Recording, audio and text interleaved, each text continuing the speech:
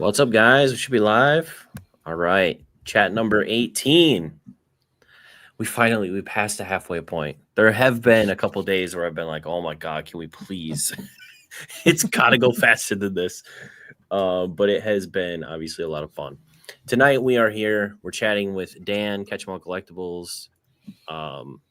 I feel like you scheduled this late because of basketball, didn't you? I bet you did. Basketball. What do you mean? The tournament, because I know you guys were. I was like, he scheduled right after the tournament was over. I didn't even watch much basketball, to be honest. I forget exactly why it was, but I don't remember how or why I picked this date, but it ended up working out fine. I couldn't do next week. I knew that. Yeah. But yeah, I know you guys were talking about the Sweet 16 or whatever that tournament was going on. You guys seemed into it. So at the time I was like, oh, he's getting after that tournament. For the memes, I went with the Ducks and they lost very, very early. So I checked out very, very early. Gotcha. I feel like every year I still enjoy. I love sports. I can watch any of them really, and I'd pick any of them over most scripted shows and stuff. But feels like each year I watch a little bit less. College was probably my peak. College, I was in multiple fantasy leagues for every sport and really getting into the nitty gritty, deep diving down the rabbit holes of different players and teams and stuff. And yeah, I just I throw some bets around and I just flip them on when no ESPN, none of that. I used to watch all that every morning and but now it's just RuneScape. Yep. Pokemon and RuneScape. RuneScape on the second monitor all day. Yep. At some point, you just be playing RuneScape, and everyone else will be doing the work, and you'll just have money coming in while you're. That's the plan. Have two tabs of spreadsheets open. I've got a third screen now, so the third screen's for RuneScape and YouTube and Discord. Hell yeah, nice. All right, well, if you could let the people know where they can find you and support you and everything before we hop into the chat here, that would be great, and then we can hop in and get going. Yeah, I'm Catch 'em All Collectibles pretty much everywhere. I have so the YouTube and the Instagram, those are almost fully me.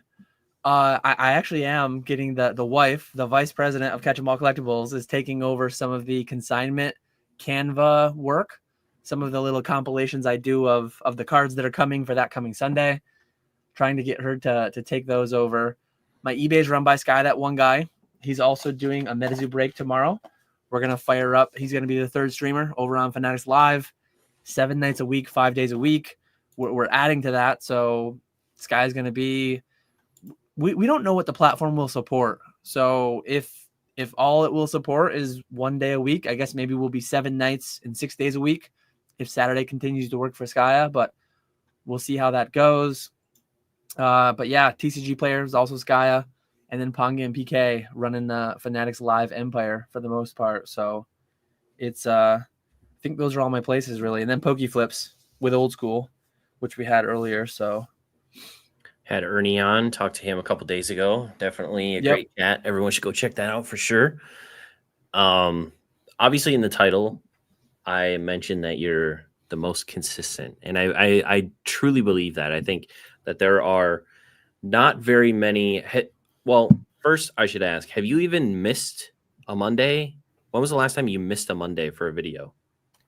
It actually blows my mind to think back because I just crossed 4 years. It was like a couple weeks ago that I hit my 4-year anniversary on YouTube. When I was full-time at my job in 2021, before like the last few months before I quit, there was a time where I was doing 3 days a week. I was doing Monday, Wednesday, Friday as a side hustler. And kind of in the back of my mind, part of me was like, let me grind this out because I might quit my job and start doing this. So let me try to grow. Let me do the YouTube thing. Yeah. But I did Monday, Wednesday, Friday for a while. And then I think I went to Monday, Thursday. And then I went to just Monday. And then I started adding the lives. I've done every other week with the lives and then Pokeflips in between. Right now I'm currently on every week. But like I don't think I've ever missed an intended scheduled time. Like there's been times that, hey, I'm going to switch now from Mondays and Thursdays to just Mondays.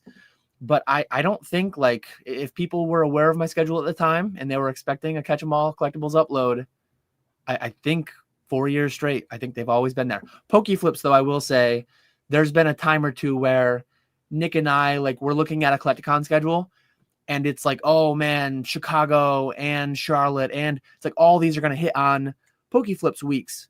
So there's been times where we just like kick a week. We kind of like delay half a cycle, half a week, or half of a 2 week cycle. And then, so we've probably lost 1 or 2 Pokeflips episodes in the 2 years. I'm a big fan of Pokemon content, and I like it when it's reliable and consistent and I know it's going to be there. But shout out to Cardboard Hands podcast, shout out to Slab podcast. I'm not going to be able to shout them all out, but the irregular ones, which are weekly or quarterly or whatever they end up being, I'm still here for it. But I definitely prefer when the regularly scheduled programming, and so I just try to put out there what I enjoy consuming. So the consistency is big, and for me it's like I think I could fall out of it very quickly if I miss the Monday. So sometimes it feels like a little bit of a chore. It's like, oh crap, I have to, busy weekend, I have to figure out a video for Monday. And I'm never like missing topics or ideas. Sometimes it's just like a time thing. It's like, oh, how am I going to fit in this 45-minute recording for what should be an 8-minute video? I just got to do the Dan thing and make it 45 minutes. But I like the requirement. I like that it keeps me doing something, and I don't ever feel like I'm really just putting out crap for the sake of it. I feel like the ideas are always there, and it's just a matter of prioritizing them. And so I keep myself. Yeah, you definitely put a lot of effort in. I think it was it after Miami that you were gonna have to record a video like right after your flight when you got home, and it was, or maybe the morning after, like the day that it was supposed to go live or whatever. There's some that I do on Monday mornings. Yeah. And after a Collecticon, that's very dicey, because if you've ever talked to Collecticon Dan on a Sunday, sometimes there's no voice there. So it can be a little sketchy with that. Yeah. That's very true. I've been better lately though. I've been better at trying to go like IPA, then a water or something, and try to like not be shouting. The bars kill me. Some of the really loud bars kill me. You're just loud, shouting at each other a foot away from each other, and that's not really my scene as much. So could you tell us, because obviously your business has had many iterations in the last 5 or 6 years. You've used a whole slew of different platforms to different degrees of success, and now you're obviously straight into the streaming world with multiple streamers and everything. So can you kind of give us like a timeline, a bit of a rundown of how your business kind of started, how it's changed, and what you've utilized, and kind of how did it get to where you're at now? Yeah. So I'd been on eBay. I won't go too deeply like pre-Pokemon, but I've been on eBay like since high school. I've been on eBay since like 2004, I believe. I think I hit my 20 years last year. So I've been around for a while.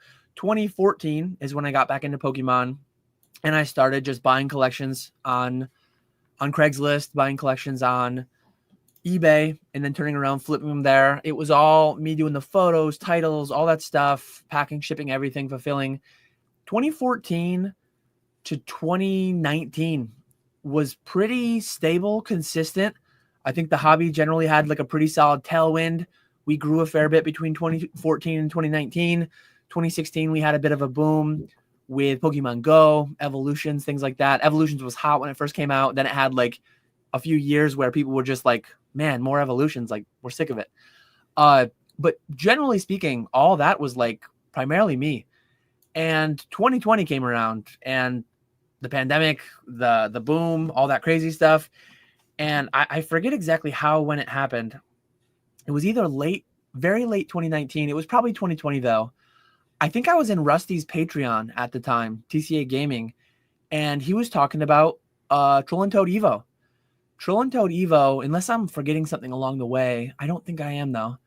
That was really like the first thing, and it no longer exists, because it was so broken. It was like a cheat code. It was too good to be true. And I got in kind of late. I talk with Rusty on occasion, and he talks back to the days where you just paid like an hourly wage to the Troll and Toad employees instead of paying like per unit per item. But that was such a game changer. The ability, because I've always been like the joke, fisherman in the title, the humble fisherman, not hiring employees, not just relentlessly scaling, which some people would say like, well, Dan, you've got streamers, you've got this, you've got that. I'm leaning on other businesses. W2, 1099, we can get into the nuance of that if we want to. But Troll and Toad was the first thing that really opened my eyes to like, man, I really enjoy sourcing more than most things. I enjoy sourcing. I do enjoy going over cards, making submissions, kind of like the randomness, the RNG of grading, kind of a little bit of a gambling play in there almost. But yeah, 2020 to 2023 were primarily the Troll and Toad Evo years. And Fanatics, which was formerly PWCC, they came in similar timing. So I want to say I sent most of my stuff to PWCC in March of 2020, if I'm remembering right, like right when things started booming. Right, the pandemic was like mid-March, if I remember right, 5 years ago now, which is crazy. But I chucked almost 1,000 cards to them, and that was at the same time that I started using middlemen, Ludkins. I was using Ludkins US. Sorry, James, I didn't go with the graded gem route. I went with Charlie over James, and I sent 10,000 plus cards out through middlemen, and I was like, this is really helping me. Card entry, some of the worst things I like the things I like least in the hobby: card entry, integrated submission forms, and shipping customer orders and dealing with customer messages. So over the past few years, it's like Troll and Toad fixes that, Fanatics fixes that, and I leaned heavily into doing those things. I do like eBay overall, but when that 1 out of 100, 2 out of 100 bad transactions comes up, it's just like, man, I'm sick of this. And I'll like make lower margins to lessen the stuff that I really don't like doing. And after Troll and Toad Evo went away, I leaned more into PWCC Fanatics. eBay Vault comes along. I made a hard pivot into eBay Vault because that seemed really good. That seemed, it was too good to be true at the zero, obviously, but they always said like long term we're going to have a higher rate structure. So it's like, okay. And I think they said 3 though. I mean, hindsight, it's obvious, right? It should have been more obvious that wasn't going to last the way that they said that it was gonna.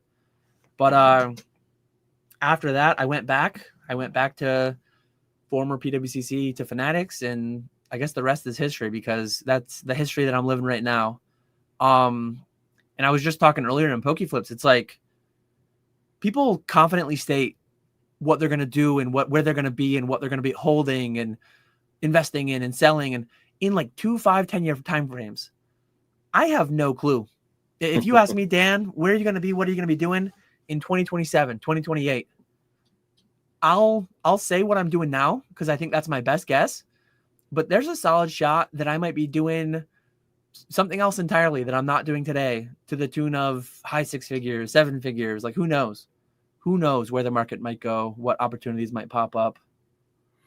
Would you say that your plan, I guess, is for most of the revenue that your business generates to be passive, to have other people doing, and other businesses doing like the manual labor of it all, and you kind of just facilitating all of that kind of in the background? Like, is that kind of like the ultimate goal, is to be more of like a passive role in the business? Or what, I guess, what are you working toward at the moment? Like, is there an end where you feel like, not an end, but like a comfortable place that you're trying to get to? Yeah, I like financial independence is my broader goal. And with things going the way they're going, it could be here already. If I wanted to, if I truly thought things were going to zero, if I thought things were going to get dark, I could just sell everything and I could like have my financial independence number, have my 3% rule, 4% rule number. Taxes would be it'd be a big tax bill. It'd be crazy. It wouldn't be optimal, I don't think, in a lot of ways. But I never envisioned myself like retiring to a beach, sipping pina coladas all day, like doing nothing. I feel like I'm always gonna want to do something. And I was talking about this in one of my recent lives where I have 2 kids. My kids are 4 and 6. My kids are in school for the next 12 years.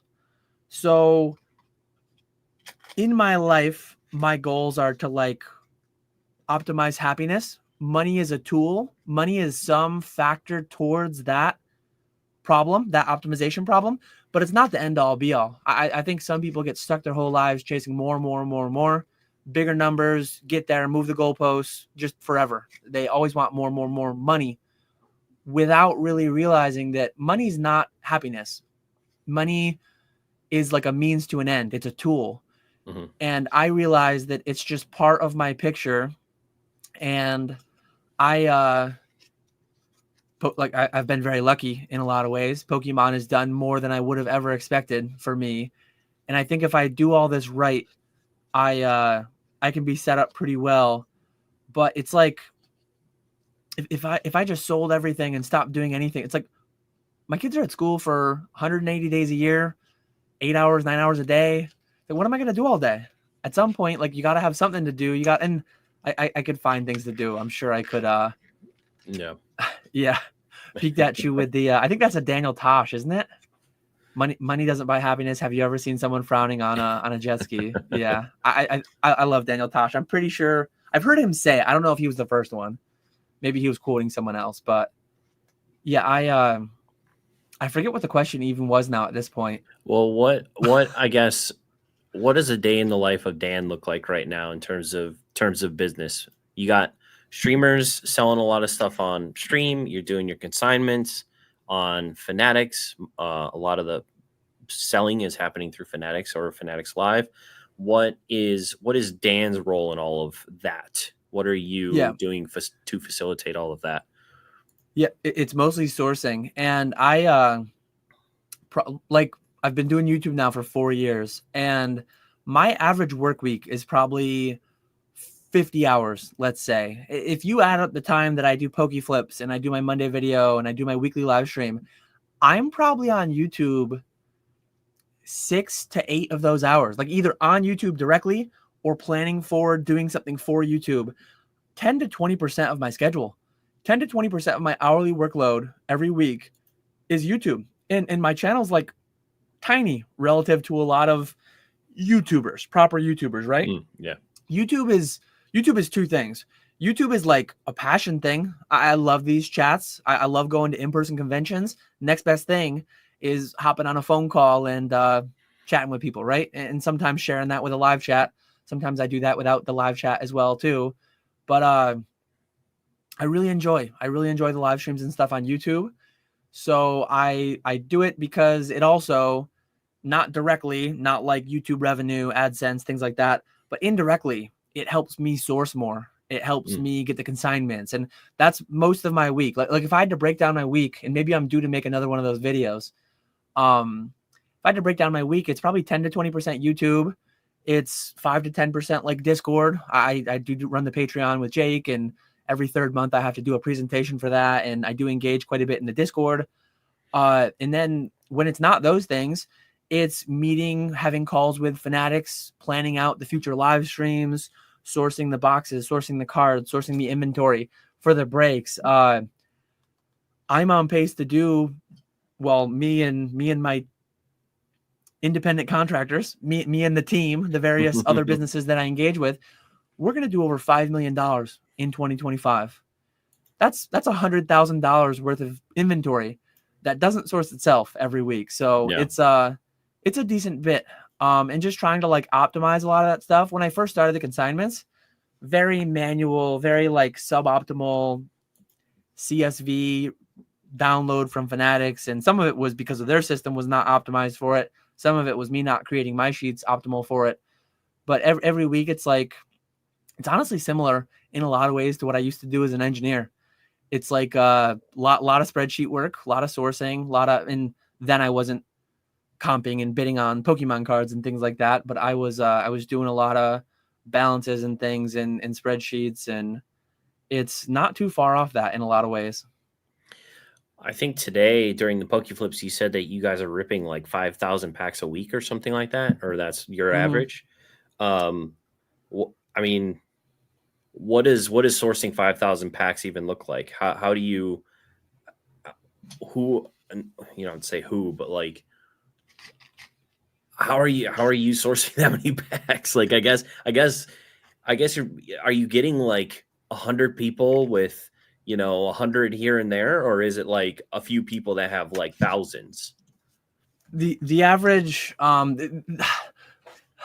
my brand is transparency. My brand is like, well, you don't have to really say who. Yeah. No. I like all the nuts and the bolts, and but there are certain things that I don't get too into the nitty-gritty on. Like already what I show every Monday. So if you want to get really granular into like what I do every week, usually Monday, the first thing I do Monday is I pull all the reports from the prior week from Fanatics, and I have a special spreadsheet for Ponga, and I have a special spreadsheet for PK, and I've got to figure out what their compensation is, right?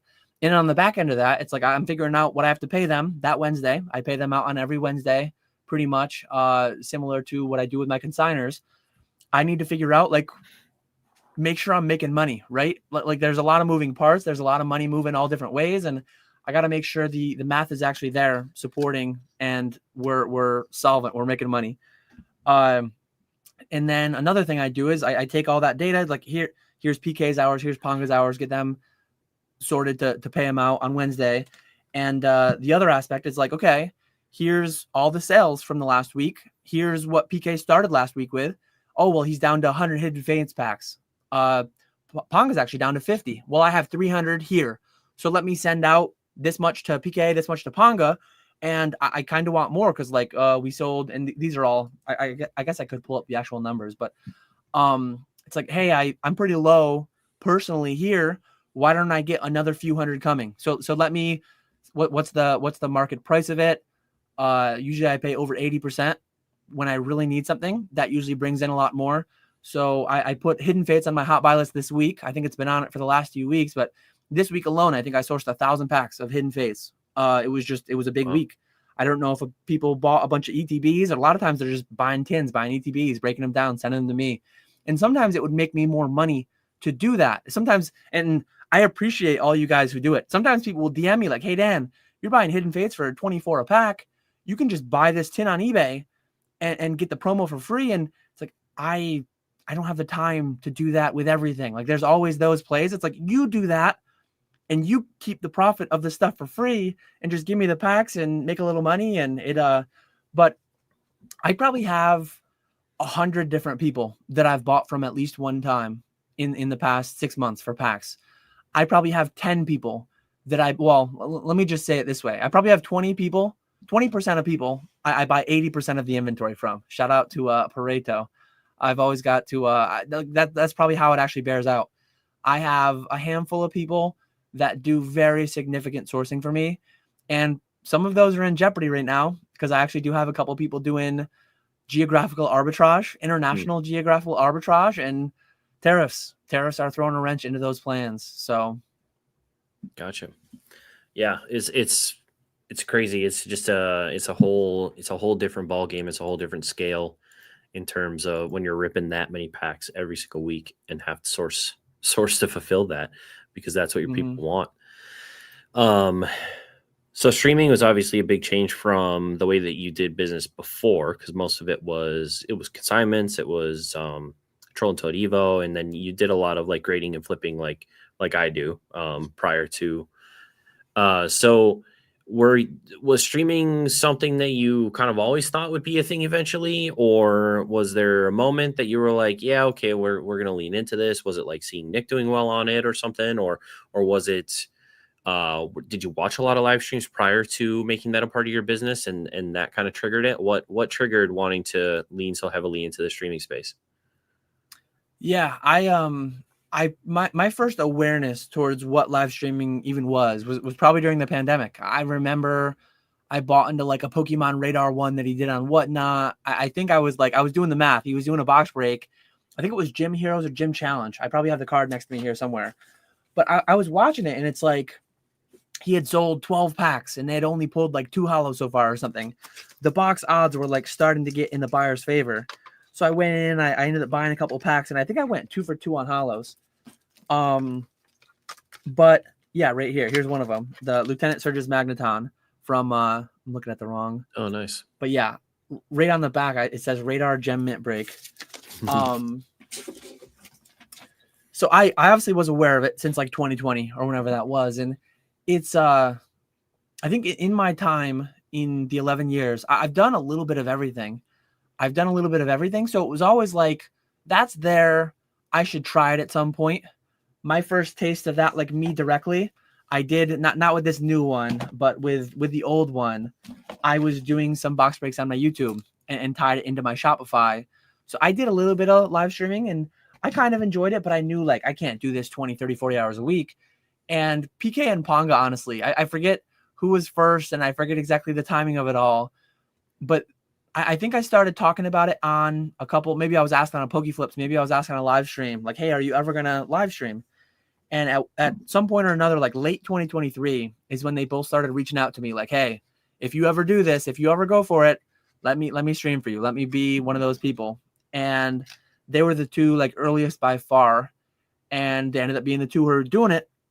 So I, part of exactly why it happened when it happened is because of the eBay vault closure combined Troll and Toad closure. I forget the exact timing. That was so prolonged. That was like, I don't know if people remember, and I don't remember perfectly, but I want to say like 2023, they sent an email saying, hey, you have until August to send new stuff, and there's going to be no new stuff.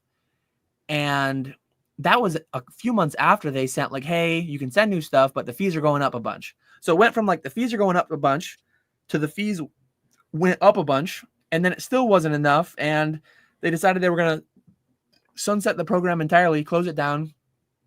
I wrote it out for like an additional year and a half. I couldn't send new stuff, but they were still selling my old stuff. So it was just to the point where like I got kind of hooked on Troll and Toad Evo. And what's the substitute? I looked into TCG Player. I looked into Direct. I looked into Store Your Products.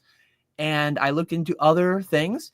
But live streaming just checked a lot of boxes that Troll and Toad Evo checked. Not in the same way, not like one-to-one. But it was probably the closest substitute to Troll and Toad Evo. So a lot of what I'm doing with that, I think, is just chasing the same outlet as Troll and Toad Evo. I see it very analogous in a lot of ways. Gotcha. When you decided to take Ponga and PK and start streaming, was Fanatics always going to be the place, or did you have, what were you thinking about? Whatnot? Were you thinking about eBay? What was the choice to go with, or I guess, how did the choice come about to go with Fanatics? And then why not try at least eBay Live? I know that's another closed platform that you have access to. What's the decision behind just not going there at all yet? The eBay story is funny. So I was definitely like scorned a little bit. I felt burned by the whole eBay vault thing. And I won't get into too deep of particulars, but I sold over $1 million in 2023 on eBay. And I had a rep, and I was talking to him, and I'm like, I want to level this up. I want to take it to the next level. And I think I was like a little bit lower than what they like to get as far as like contracting sellers. They're never going to contract someone and subsidize their fees out of the goodness of their hearts. And I don't blame them for it. They're not a charity. They're a business. So if you're at this level and they drop your fees 30% or something, they're going to expect more than a 30% growth in your sales, right? It's like they're going to want you to make more money. And we were in discussions for a while. We were like, hey, do XYZ, hit these certain numbers, get to this level, and then we'll talk. We'll like throw you a contract basically. And it was just, it went on. And then they closed the eBay vault on me. And it's like, man, that's what I was kind of leveraging. That's what I was trying to use to get to that next level. And then it was just a cold call. It was Fanatics actually was just going through DMs. They DM'd me on eBay. And that guy who DM'd me on eBay is now my like account manager at Fanatics. And I was familiar with Fanatics because I had used them back in 2020 as PWCC. I always liked what they did. And it just timed to where like eBay was screwing around, and I'm like, well, I'm gonna go hang out with Fanatics now. And by the time they offered me something, they did like offer me something, and they said, oh well, we see you've been hanging out with Fanatics, and you gotta drop them. You gotta drop them if you want to take this. And they were offering too little, too late, and they were asking for too much. So that's kind of why. And I'm sure PK and Pongo listen back to this. It's funny because I think PK especially was really like he wanted to be the eBay Live guy, and I'm like, I was more the push towards. I'm kind of scorned by eBay. I'm doing big things with Fanatics Collect, and I was bullish as being like the Pokemon people on Fanatics, and I had tried test lives on both platforms. I really like the Fanatics Live platform better. And now at the stage we're in, 6 months in, I've talked to PK and Ponga almost like coaxing one of them into trying eBay Live. They won't. Neither one of them wants to touch it. Yeah, I think when you actually hear the different like the back end experiences, and it sounds like it's a lot better on Fanatics. It's definitely better on Whatnot. Yep. That I can imagine it would be rough. I do think though, and I wonder, do you see? Because after talking to Ponga about stuff occasionally during game nights or whatever, he'll mention that singles just don't really do that well. Slabs maybe underperform a little bit, but pack rips are great. It's the bulk of everything is kind of pack rips, and so I wonder, do you think that's because it started as kind of a sports platform and sports is so into that pack ripping culture already that pack rips seem to do so well? And then do you think that you're potentially missing out not doing a single stream or having someone running singles on a platform like eBay Live where it seems like they do a little bit better performance wise? Yeah, I definitely think the reason that like CGC doesn't do as well, Japanese doesn't do as well, I think I see Fanatics as more of like, and I hope if anyone's listening at Fanatics or whatever, like I hope they don't take this in the wrong way. I see it as more of like a gambling entertainment platform. So I think that's perfectly fine as long as all the consumers know what they're there for and they're there just hanging out, having a good time, spending within their means, all those good things. I like that better. I am more of a consumer of that. One thing that like blows my mind, and I don't mean to like yuck yums or whatever you want to say, I can't wrap my mind around being a consumer of a live stream that is just random singles. Because like back when I was peak collector boy Dan, I had very targeted wants. And I'm not going to go into a live stream for 2 hours and hope that someone puts up the PSA 9 Aquapolis wheezing that I needed or Expedition wheezing that I needed. I'm not like the random shiny object buyer, and I never have been. So I'm so far away from the consumer of a singles and slabs live stream that I have a hard time wrapping my mind around it. But I like having fun. I like ripping packs. I like playing blackjack. I like grading. I like things that have an element of like gambling to them. And I've been that consumer and I understand that consumer more. So I fundamentally like everything about the pack thing better. That said though, I've tried at a time or two in the past 6 months, I've tried coaxing PK and or Ponga multiple times into eBay Live. Just like, hey, who wants to? It's like, I'll pay the same amount, even if I'm to my detriment. Like I'll lose more money. I'll lose money to just try it out. Neither one, I can't get them to touch it. It's like, do I lower the Fanatics rate by 30% and then boost up the eBay one to like, I mean, I can adjust for it, right? If I pay them properly, I'm sure one of them would go for it, but I don't care enough. And maybe that's to my own detriment. Maybe something happens to where like, oh crap, I wish I was on eBay Live. But I don't know. It's going really well right now. Yeah, that's awesome.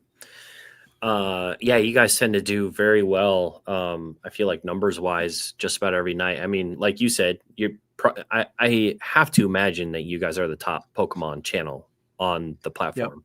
Yep. And then during your big box breaks, I mean, you have 200-300 people in there at a time. Yep. And that is, that's really impressive especially for a platform that doesn't have a lot of Pokemon like rippers on it. and that you're able to draw that many people for sure. That's very cool. We should say hi to chat, or else I'll just forget about them completely. Jackson, what's going on? Hello, Spat, how's it going? iFomo, Alice, FN Viking, what's up? Boondock, what's up? Peeked at you, Earn. I know that some of you guys have posted comments. We'll get to those in just a second. We got Grimer, Pokey Martin, Son of a Merc, Hive Mind. All those great people are here tonight. Thanks everyone for being here. Yeah, thank you. All right, so Peek had a question. He's wondering about ChatGPT. So how many hours are you saving using ChatGPT to help with reports, spreadsheets, etc.? It's been an absolute game changer for me the last 6 months. Yeah, I'll go through phases where like a couple weeks I'll forget about it. I'll like forget about it. I'll not use it once. I don't really like have the need for it. And then there's just like a couple day period where I'll spend 4 hours a day on ChatGPT. Like actually TCG Player just threw me for a loop. Let me double check and see if it's still broken. TCG Player broke all my import XMLs and I don't know if they're ever coming back. So for anyone familiar, on my website, I have my buy list. It's tied to like, I made a short before how I do it. I scrape TCG Player, I do an import XML, and I like, here's the market price for Shrouded Fable. And then I'm paying some percent of that. So here's the rate that I'm paying on every pack. And I had to spend 2 or 3 hours screwing around with ChatGPT, trying to brainstorm a way to like do that again. Because the amount of time that saved me over having to manually comp collections, like, oh, hey, go. This guy has 100 packs of 151 and 500 packs of Pokemon Go. I can't do that manually. I need to do that automated. But I found, I don't know if it's my final solution yet, but I found a new way to do it. And ChatGPT was leaned on heavily during that. I did. Shout out to Will, Graded Edge. He gave me a little bit of a help there. Well, a lot of help there after I struggled for an hour or two. I hit him up with some questions, ideas, and then he aided me towards pointing me in the direction that me and ChatGPT finalized. But that's like one specific instance where in the past week I spent a couple hours with it, and it's not like it's a task that would have taken me 20 hours to do and it only took 2. It's a task that I wouldn't have been able to do. I would have maybe had to spend 40 hours on YouTube and Google and trying to figure out how to do like all these different, I can't even tell you all the things that I was doing. I was in like Google Drive writing, man, what were they even called? I was doing like app scripts in Google Sheets, things that I vaguely understand what I'm doing, but like mostly not. Yeah. So yeah, it kind of like, there's times where it'll turn a 10-hour task into a 1-hour task. And there's times where it will take something that I couldn't have feasibly done and it makes it doable, which is even bigger. So big shout out to the robots. Yeah. They'll take over eventually. All right. Kind of a dark question, but if you knew you were going to pass away at 40, how would your buckets change? It's a very good question. Ooh, yeah, that's a deep one. I've been asking this to myself more lately. Like there's different ways to phrase it. There's different ways to ask, but this is one of them. Maybe one of the more dark ways to ask. But I wouldn't like pull my kids out of school. Going back to what I was saying earlier, like my kids are still gonna have to go to school. They're still gonna have to learn, and they're gonna have to, so some amount of time. I think I'm still gonna have to like be productive, but thinking about it like a very practical way. Thinking about it in a very like,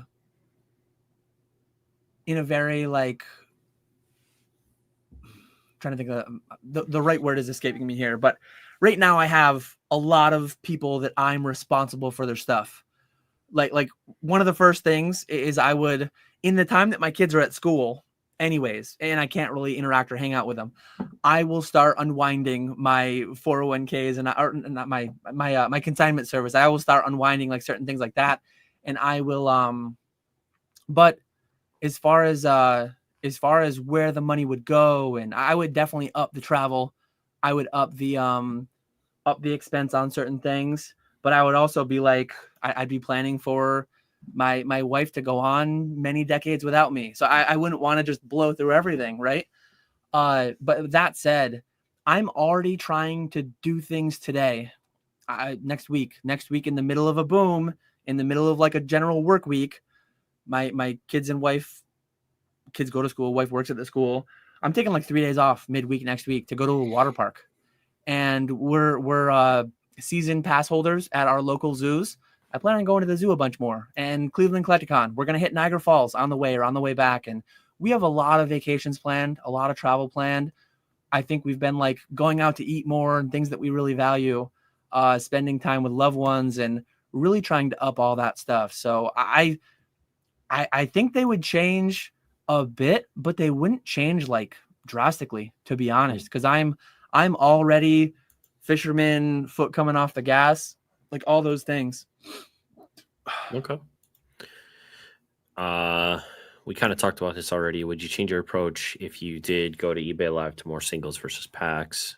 Kind of mentioned that already, but I'd probably try what I'm doing right now, and then if it didn't work, I would be ready to pivot and try to adjust and see what made sense there. But yeah, I'm fine if, and I've said this before, I think selling packs at 110% of market is more durable than selling singles at 200% of market, or selling slabs at 200% of market. Like there are some massive whatnot operations, especially, that their whole shtick is just selling CGC bulk slabs for double and triple what they go for on eBay. I could be wrong, but like I just don't think that's as durable as selling packs at 110% of market. So I'm like betting on gambling, entertaining, and entertainment like being more of a thing. I like I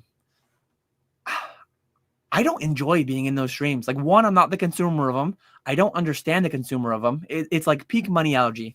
It's peak like I didn't need a CGC 9.5 Hydreigon, but I just bought one for $25 that I could have made for $7, $8. That's just so foreign to me. yeah. Yeah, I think the thing that's definitely foreign to me is the idea that you'll pay double, like double, triple for a single. Like I think the other day on Chef's stream, you know, this classic collection like Bulbasaur, the Japanese ones that have the glittery borders and stuff. I think he sold one of those cards for like $34. And it's like a $4 card. And it's like, how does that even happen? It's absurd. It's ridiculous. It makes no sense. I understand the singles part if you're trying to get deals, you know, and something pops up that you like. But the people that, I mean, there's people that sit in these single streams and they bid on everything, and everything they're buying is like market, a little over market. It's like, yeah, the hobby's so big. It's like, I explored through E4 and I explored through Bulbapedia, and I was finding specific things that I was targeting, and I would go and I would acquire those specific things. And the odds that somebody that I happen to a live stream and I meet the intersection of like what I actually want, and they just happen to put it up on screen at the right time, and it's so mind blowing to me. Whereas the pack ripping thing, I get more. I get more of the thrill, the chase. Like, a lot of people get wrecked, but like overall it's negative EV. But so is the casino. So is like I just went out to a restaurant tonight, and it's like I could have made all that food at home for a quarter of the price. But sometimes you want to go and spend some more money and have the entertainment side of it. And I just like I'm a consumer way more in line with that than with the singles and slabs. Hivemind is wondering, how can we evolve streaming into version 2.0? It needs a unique, fresh step, or it's going to lose steam. I don't know if I fully agree, but Probstein thinks he's got he's going to build a better mousetrap, is the way that he described it. So he's going to try to go higher production value. He's going to try to go more like Fanatics Live, eBay Live, like a gated thing. It's not just going to be wide open. I think there's room for that. But I think even if he executes that well, I don't think it's going to be like a whatnot killer. I don't think it's going to be a Fanatics Live killer. I think there will be a market for all of them to some extent. But I guess I could be wrong. I don't know. Yeah, I'm going to be keeping my eyes on what he's doing with bid, though. It is an interesting dilemma. I feel like I haven't seen a lot of card selling streams that have figured out a unique way to up the entertainment value without adding just extra layers of gambling. Like I feel like up until this point, the entertainment added to a lot of these streams is just extra layers of gambling. It's not necessarily like what, like when Chef did the cooking stream with me and Bierski there, like that was really cool because you know in the background you see Chef, he's cooking while we're doing singles in the foreground. Like something like that is different. It's interesting. It's you learn a little bit about food at the same time that you're selling stuff. But I guess it just, and maybe you don't want that because it takes too much of the focus away from the cards or the rips or the things that people are there to watch. But there's got to be some way to add an extra layer of entertainment value without it just being an extra layer of gambling. Yeah, I truly, I don't know. I've had this conversation with some of the platforms too, and it's like, I like ripping packs. I think it's like the core foundation of the hobby. Like the booster pack is foundational to the hobby. And I think just having a stream built around that, I think that's the most durable thing. And I could see that existing in 5, 10, 20 years from now. All these additional things, sudden deathing CGC slabs every 5 seconds, yelling at chat to bid, like these cost $20 a piece and grading takes 6 months and get it today now for cheaper. I don't think that stuff's going to last. The meta right now for live streaming is to just sell very replaceable junk. And I guess you could say packs are very replaceable junk. Okay. I think that's a reasonable argument too, but it's just like selling junk at obscenely high markups in the shortest amount of time possible. I think a lot of things are just built around milking it for all it's worth as quickly as possible. And again, some could give the same criticism towards my streams probably, but I don't see them in the same light. I truly feel better about just selling packs. Like that is, and I'm not here to say we're never gonna do a meaty bag. Like there's tons of people asking. There's people in our chats like sell a mystery bag of packs and sell a mystery slab thing. And it's like, it's going to be worse for you. Like, why do you guys want to do things? If I have to go and we have to like mix packs up, we're not going to do that for free. We're not going to spend more time. Like we're going to charge more. And some people would love, like right here, I've got a stack. We occasionally will sell high end. We'll do a box break. I would rather sell this as a fossil first edition pack and sell, I only have a couple packs in front of me here, but like I would rather sell 1-to-1. Like here's Cosmic if you want, or here's Cosmic if you want it, it's this much per pack. Here's Evolving if you want it, it's this much per pack. But the meta is to say like 1 in 100 people will get this, and instead of charging $300 for this and $25 for this and $10 for crown and whatever the prices are, instead of doing that, the meta is to just take all of those, put 100 of them together randomly, upcharge it by 30 or 40%, and then sell them as mysteries. Like layer the gambling. Like to me, this is already gambling enough. Most times you're going to turn $25 into $0. That's just the way that it works. Occasionally, 1 out of 1,000 times, someone's going to turn 25 into 1,000 or a couple thousand if they 10 it. But I just don't like adding that additional layer. And I'm not saying I'm morally opposed to it, as long as everything's open, honest, transparent. It blows my mind. You see some of those streams, and they run 100 items, and behind them there's, or in front of them, wherever, there's 6 booster boxes, and there's 10 ETBs, and there's 84 single packs. And they run auctions, and they spin a wheel, and people are spending $30 on a single spin, and 84% of them are getting a single $5, $6, $7 booster pack. And you do the math on it. It's like they're running auctions. So like, I feel like morally, like people see what they're getting. It's all transparent. It's all out in the open. All the products are being dispersed properly. I don't think there's anything wrong with it, but I just don't want to go that route. I would rather sell 1-to-1, but I just know I've had an eBay that was stocked with 1,000 listings. I've had an eBay that was stocked with 500 listings between $15 and $35 for slabs. and I saw that my sell-through rate was maybe 5 slabs a month or something on some of the darker ones in the downturn period. I took all those together and I lumped them up, and I did a fair thing. There was no floor, there was no ceiling. It was like, it's $25 for a random slab, and they're going to be worth around 25. Some of them were maybe worth 30, some were maybe worth 15, 20, whatever. And I sold them at 10 times the rate of having the individual listings. It's like, if you have 1,000 different unique listings on your eBay and they're all PSA 9, PSA 10, amazing rares and IRs and like cheaper stuff, you'll sell at 10 times the rate if you put them in a mystery slab. And the same PSA 9 Charizard EX, whatever, that won't sell, someone will be thrilled to buy that for $10 more in a mystery pack because they didn't get a CGC 6.5 common from Roaring Skies or something. Like, it's mind-blowing to me, some of the things. Yeah, it is that is something I could never rationalize as a purchase. But I've participated occasionally to benefit friends. Like Bierski had a thing. It was like there was 10 slots and you bought slots and you got packs out of this Korean booster box. And if the pack on the backside had winner written on it, then you won like this Celebration Charizard single, basically. Or maybe it was all 3 of the Celebration Charizard starters. And I thought that was cool. Like, I got a couple packs out of it. I think it was like $20 buy-in, maybe $20 buy-in. And I had a chance at winning a Charizard.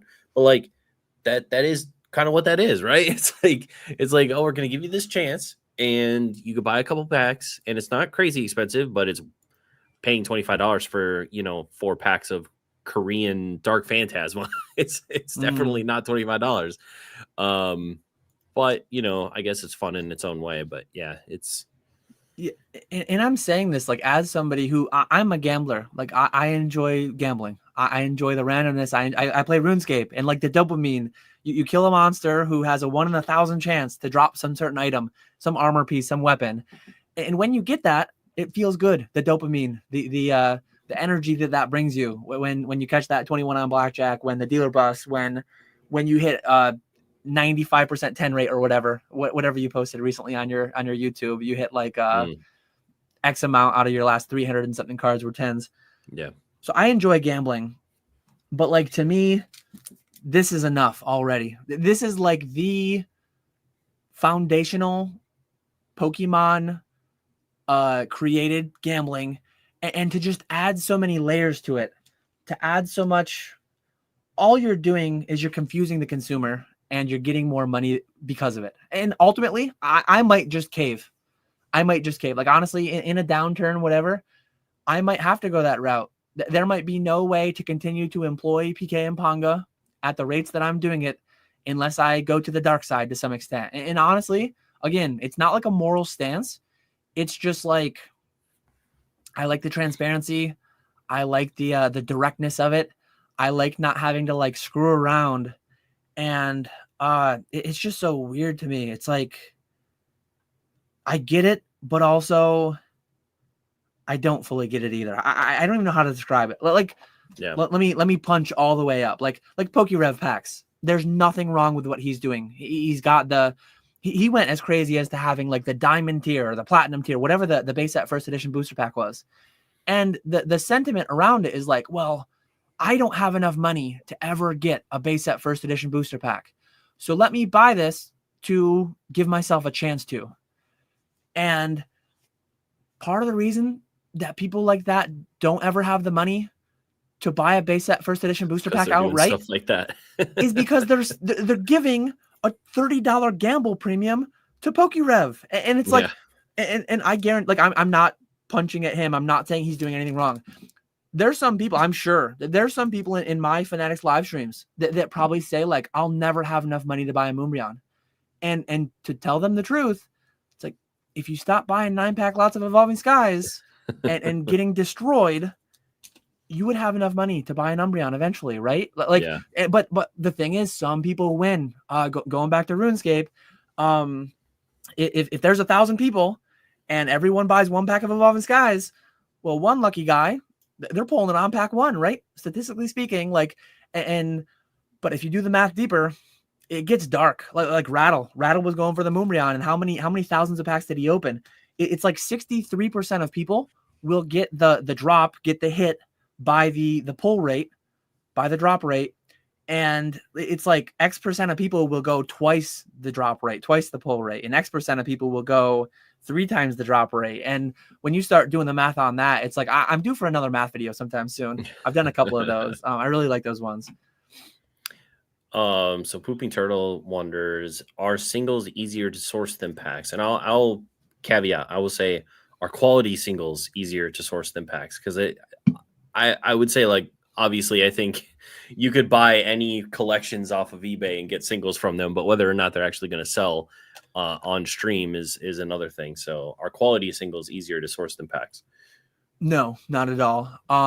And some people might disagree with me, but one thing I love about packs is that they're packs. Packs are fungible. So anyone who knows what fungible means is like, or doesn't know what it means.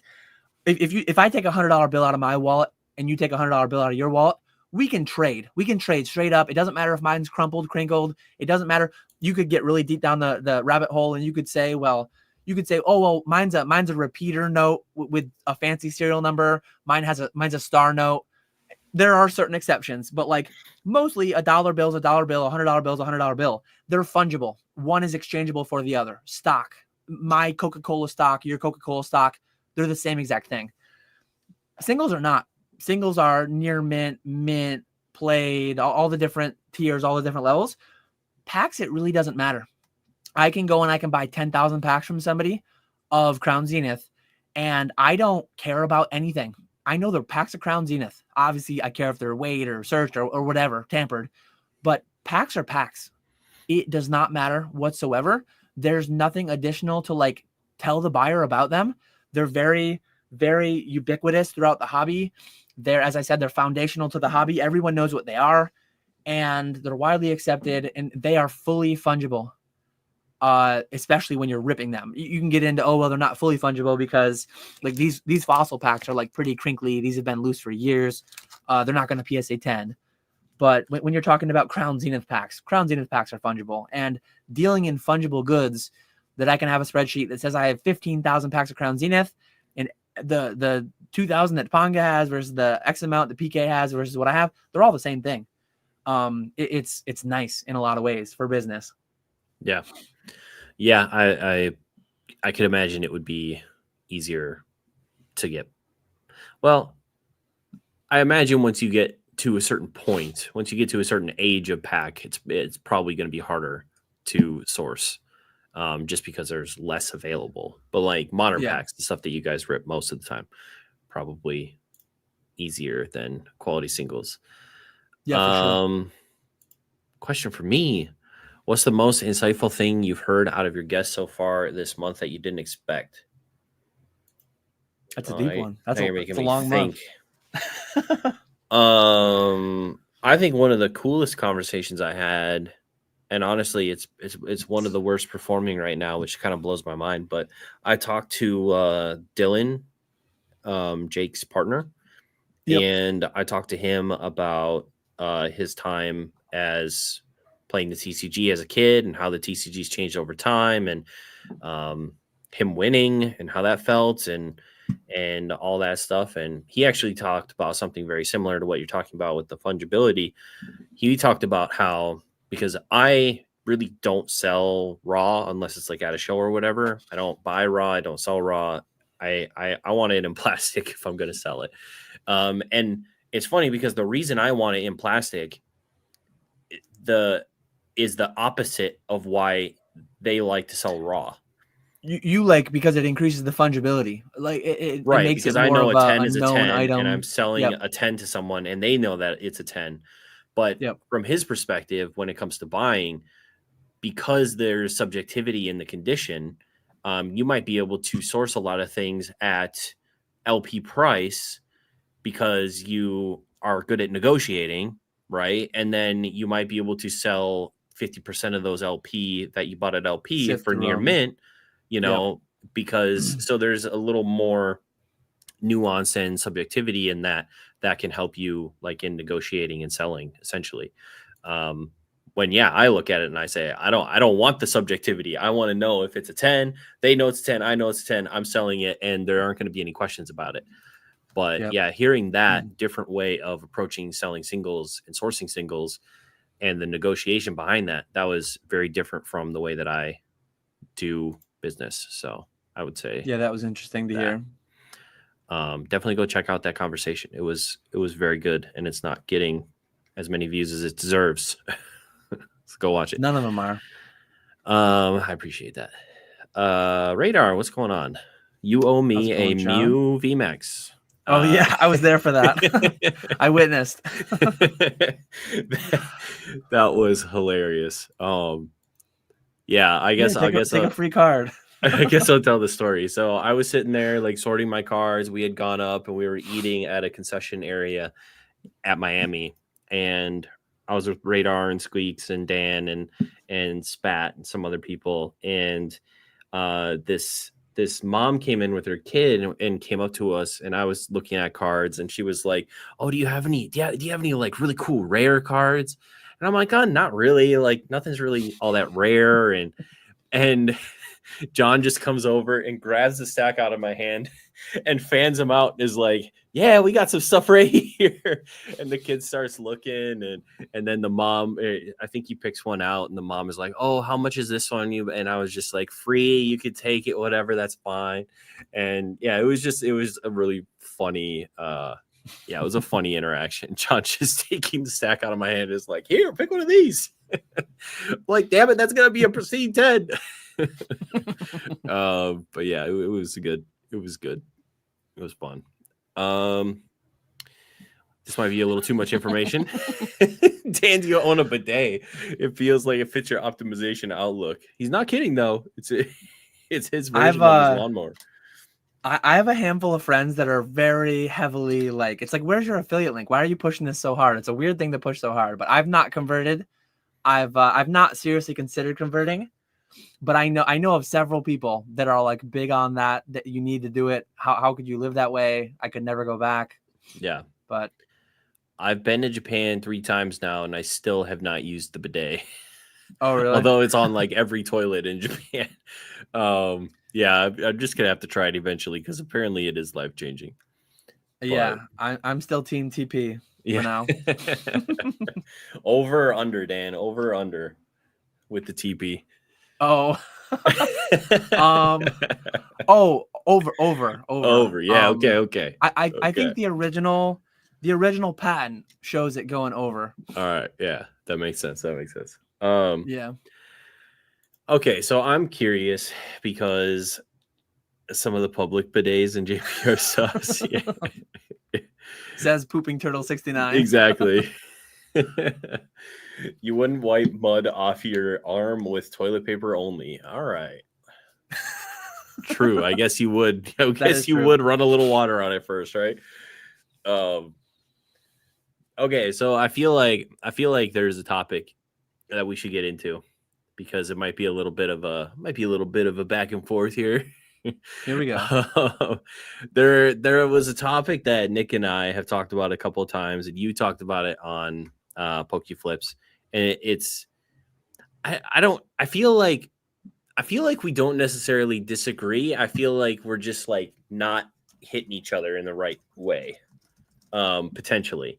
So, I guess it started because Nick decided to sell Journey Together at basically a little under MSRP, 160, I think, on release day.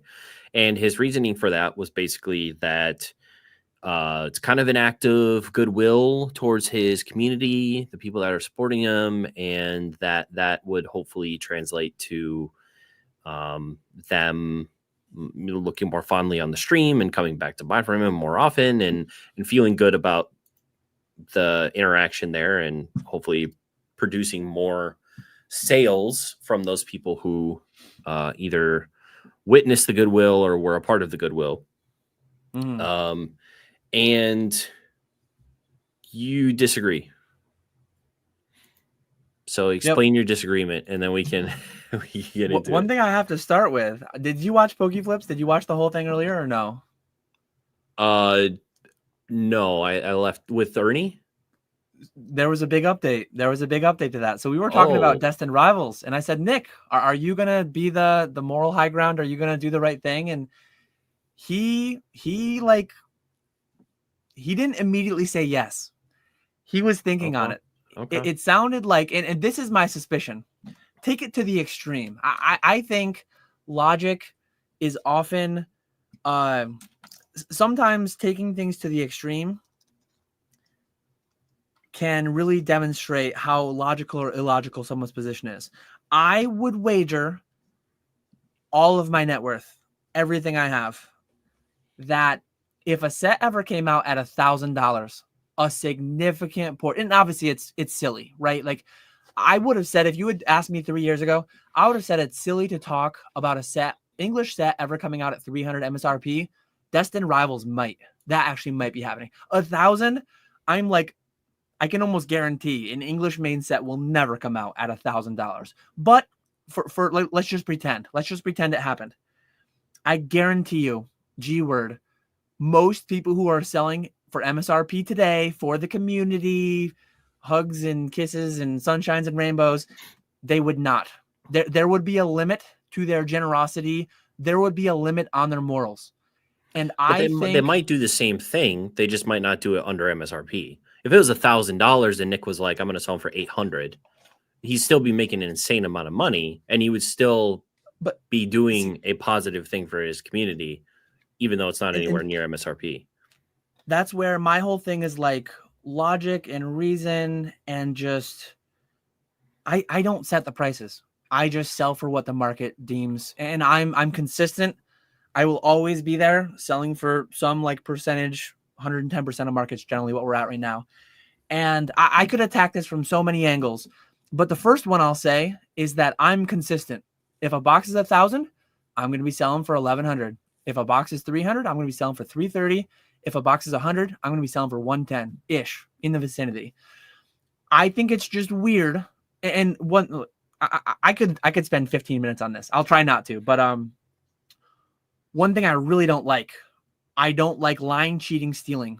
Some people who are claiming some amount of the moral high ground, some amount of the I'm better than these scalpers, I'm better than these LGSs that are charging market price, some amount of those people backdoor product.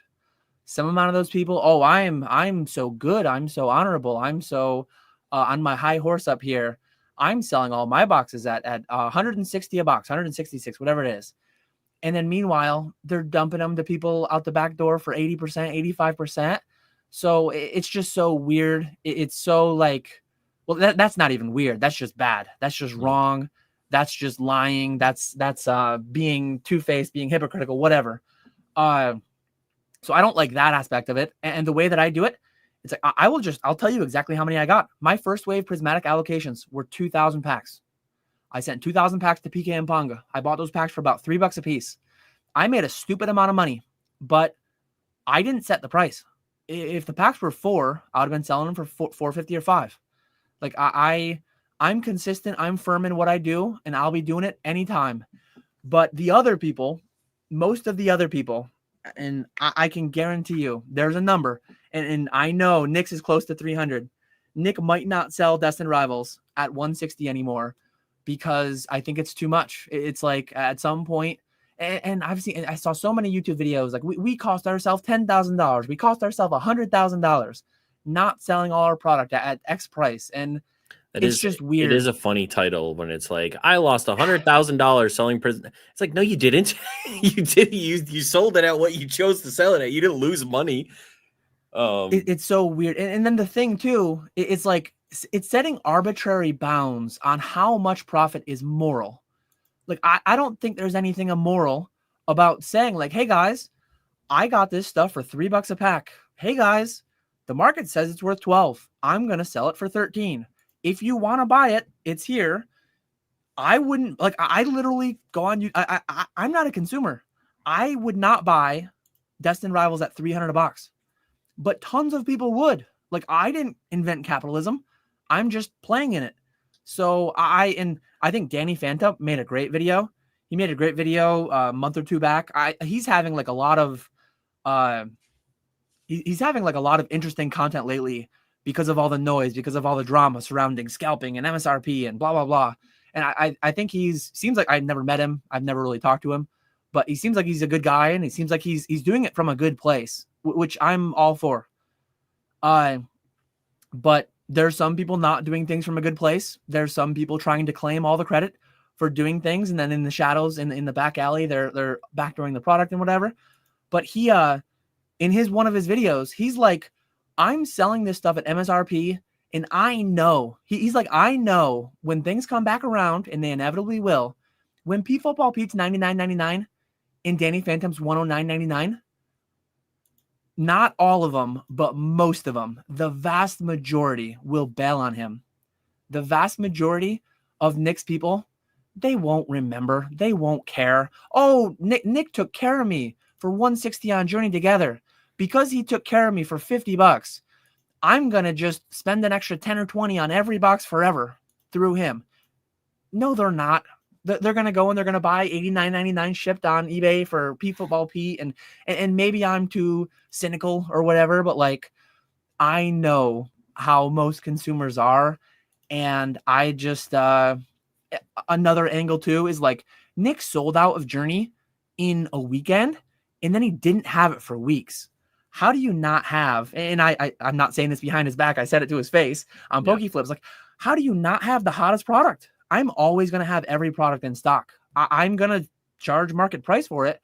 And Mason, Cardinal Gaming, he's made great videos about this. He films his video in front of his shelves, and he's got Scarlet Violet. He's got whatever product at above TCG Player, above eBay. And it's like, it's a lose-lose situation. Either I price it where you guys think is reasonable, and then it sells out, and I have people walking into the store and nothing's there, or I price it higher so that something's there, and then people get mad at me because it's too high. It's like, I'd rather have option two. I'd rather have things in stock. Me as a consumer, I'd rather go somewhere. Like, if I'm going to tune into a pack ripping stream and they don't have the hottest packs, what are we doing? I'm one who, like, if I have a home project, if I have something going on to where I go into a physical store, most shopping I do now is online, and I will. Like if I am not in a rush, I'll just buy the cheapest option usually online, and I'll just wait for it to get to me. I'm not loyal to like any individual store or whatever. I'll just buy the best price for the item I want. But if I'm like in a pinch and I need a new thing immediately, and I go to Home Depot or Lowe's, and I'd rather it be there for 50 than it not be there for 30. Because it's like, I'm there and I want it and I need it. So like, I'd rather it be there. I'd rather it be there and be overpriced because I'm there for it. So I want it there for me. That's like my take, and it's logical. I can argue for it. I can argue why it's more logical, more consistent, and there's no like mental gymnastics taking place. When people try to argue for selling at MSRP, one, they'll change up if the box goes too high. I guarantee you, if Destined Rivals was $1,000 a box at release, a fraction of the people selling for MSRP would still do it. Most people would go to $1,000 a box and take that money. But okay, so let's say Destined Rivals $300, and Nick chooses to sell it at $250. He's doing the same thing. It's not lower than MSRP, but he's giving a discount to the people in his stream that support him, right? I mean, I feel like we're hearing all like the negative things, like some. It's almost like we're projecting this idea of, okay, this person is doing what they believe or what they want to do for their stream and do like a nice thing for the people that support them, but they also hate everybody else, and they're saying that doing it any other different way is like bad. Like if you sell at 110%, it's bad because I'm selling. That's what really gets me too. Yeah, it's. But I don't think that. I don't know if Nick believes that, but I do think that there probably are just people that are like, hey, you guys are here every single night and a new set's coming out, and I'm going to sell to you guys at $250 instead of $300. And I'm doing that because you guys are awesome and you support me, and that's cool. And I think that's great and fine. And like props to anyone who does that. I guess I'm not good enough to do that. But one thing, I think I had it in my mind, and I was gonna push on this. I'm not saying you're not good enough, because I think the way that you do business is totally fine too. I'm not making a negative I think this statement is what toward the way you do this is where anything. we left it with Nick. But Yeah. one thing to kind of like poke him more, I intended to say this, and I think I'll have to bring it up next Pokeflips that it comes up, because it inevitably will. It's like, why not then, when you're streaming and you sell a $5 promo for 40, why do you have high enough morals to sell your box for 150 to the community or 160 to the community when market's 250? Why will you do that, but you won't cancel a $5 promo that sells for 40? Why will you allow that transaction to go through? But don't you think there's a difference between an auction and a buy it now in this scenario? Not really. Well, because You- you're so- setting the price of something deliberately to do something nice in one scenario, and the other one is just selling at whatever it's selling at an auction. Here's my argument. So if I'm like, and I kind of am taking the position that it's, I think it's just logically inconsistent to do these two things in tandem. So if you sell boxes for 160 for the good of the community, like I'm with you. I understand it. I think it's good for the community to save them money. You're making enough money. I understand the arguments for doing that. But I would push back and I would say, to be logically consistent with that, you would have to educate your buyers better. And why not teach your buyers, hey guys, you guys made a boo-boo. You guys bid a $5 promo that I have 700 of in the closet behind me. And I'm going to run one every week for the next 50 years. And you guys just bid $40 on that promo. I'm going to cancel it for you guys. And why don't you go again?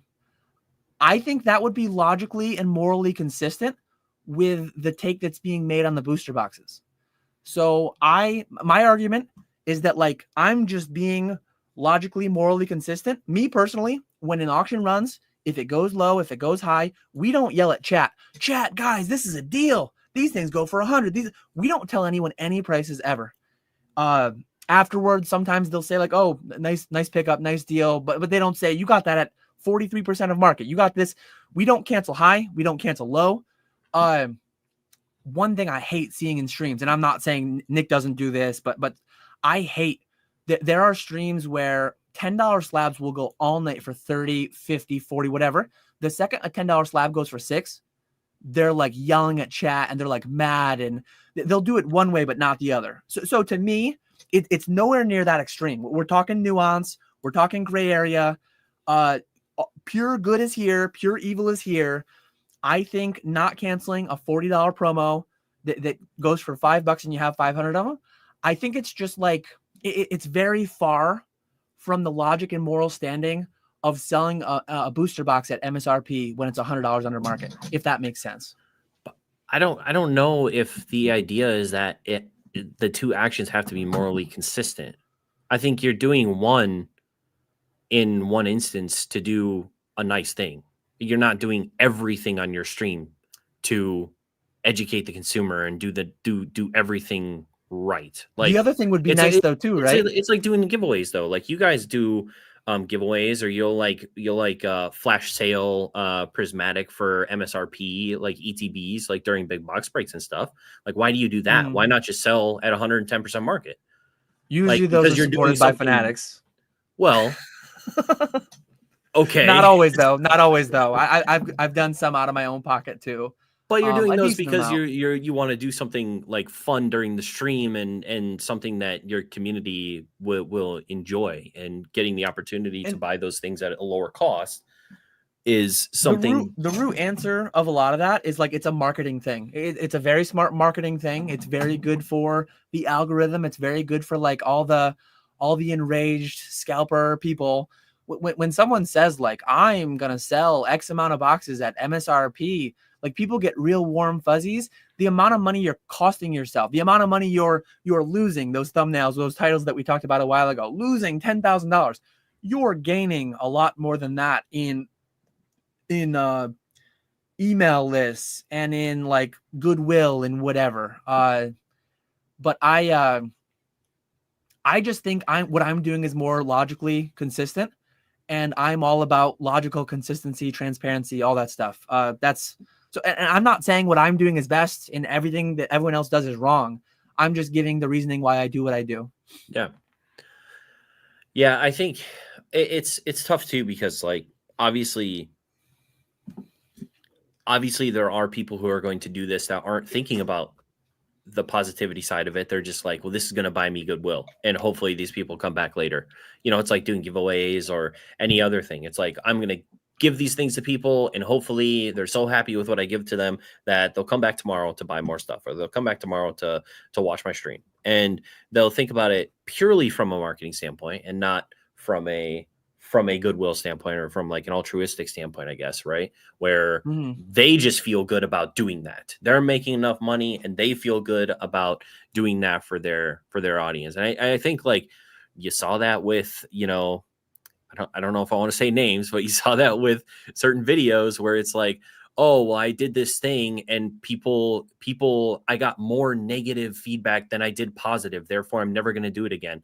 And it's like, okay, well, obviously you were just looking for the positive marketing spin of it. You weren't trying to do it from the goodness of your heart, or else you wouldn't care how much negative feedback you got. You would just be happy that, you know, many people in your community got discounted booster boxes. So I do think that there is that as well. But yeah, I mean, it's gray area, it's nuanced. Everyone's going to do what they want to do with it. And I don't know. One thing I'll say too, like me personally, if I was the streamer, I'm occasionally the streamer, right? Sometimes I go on a live stream, and I would not, and I don't feel good when I know a card is $50 and people bid it to 80. I don't really feel good about it. It's like I just made money directly at the expense of someone who doesn't know any better, got caught up in the hype, whatever. I feel better. Like, I will just tell you, some people won't like to hear it. Dan's selling packs for 110, 115% of market. That's too much. It's like, if that's too much, you don't have, like, I truly, like, buy or don't buy. Like, it's fine. This stuff is expensive. This stuff is very expensive. I would be uncomfortable as a streamer running a single stream. And I guess if I was making $1,000 an hour, it would make me feel more comfortable about it, because that's what it works out to for some of these streamers.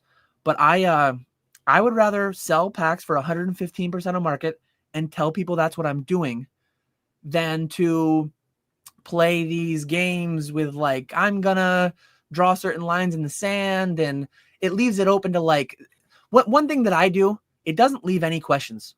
It's like, Dan is selling at what he normally sells at. There's no question of like, oh, Nick's doing, he says he's got 100 boxes of Journey Together at 160. Did he get 200? Did he get 150? Did he side door some of them to whoever? It's like, I just, like, going back years ago when I do the box breaks, it's like I sell things as a hollow guarantee. I tell you what's heavy, I tell you what's light, or I tell you, like, this is straight up unweighed, and we broke the box in front of you. And I historically speaking, I haven't done much unweighed because it could be gamed and people wouldn't know.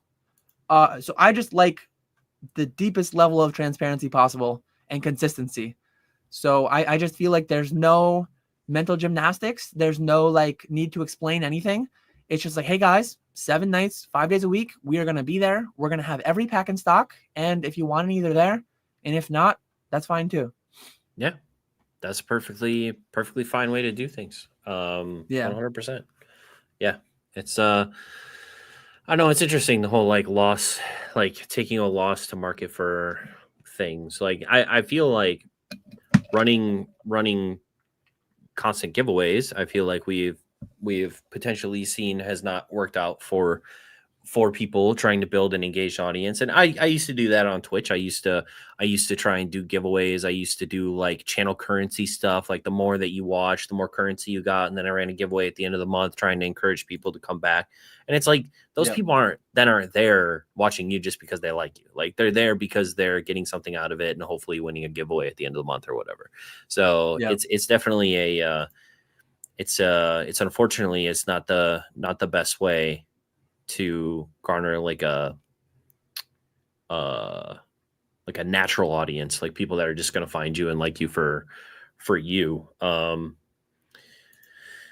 It's interesting. I'm glad we chatted about that. It's a very interesting discussion. Yeah. And I don't think that there are certain things that are objectively bad. Like if you lie, that's just bad. If Right. you say, oh, guys, my destined rivals, it was only 30% of my Journey Together allocation. So even though we did 300 Journey Together at MSRP, we've only got 100 for destined rivals for MSRP. Meanwhile, you sell 150 to XYZ streamer at 85% of market. Like that is just lying, cheating, stealing. That is objectively bad. But some people do that. People do that all day, every day. It's not illegal. Yeah. It's just bad. I do kind of disagree. I know you said that, and Mason has said this before, that having stuff in stock but at a higher price is better than not having it in stock at all. It's really interesting to me because I had experiences during COVID time when Shining Fates, is that what it's called? When that was coming out, and at release those ETBs were like $120 a booster box or something ridiculous. And I went into one of my local LGSs and they had it at $120 a booster box. And when I saw that, I was just like, you know what? No, I'm good. And then I've never been back. Literally never went back to that place ever again. Now thinking about it more, would I eventually go back again? I mean, they don't really. It's kind of a weird operation over there, but at the time I was like, yeah, I'm not going to shop at a place that is 4 times MSRP or 3 times MSRP or whatever. That's just doesn't leave a good taste in my mouth, and I never went back. If they didn't have it in stock at all, I may have gone back at some point. Let me push you a little bit further though. Are you an LGS consumer ever? I'm not loyal. I am the cheapest price. When I was a consumer of booster boxes, when I was a consumer of when I was peak collector Dan, I didn't always go to P Football Pete. I didn't always go to DA Card World. I live in the woods, but I have 3 LGSs within 30 minutes of me. I didn't go there. I went on eBay, search by low list, and I bought the lowest listing that wasn't a scam listing. I am the average consumer. I think I'm the average, well-informed consumer that is very price sensitive, not brand loyal whatsoever. So the way I'm running my Fanatics, I'm not really marketing to me as a consumer.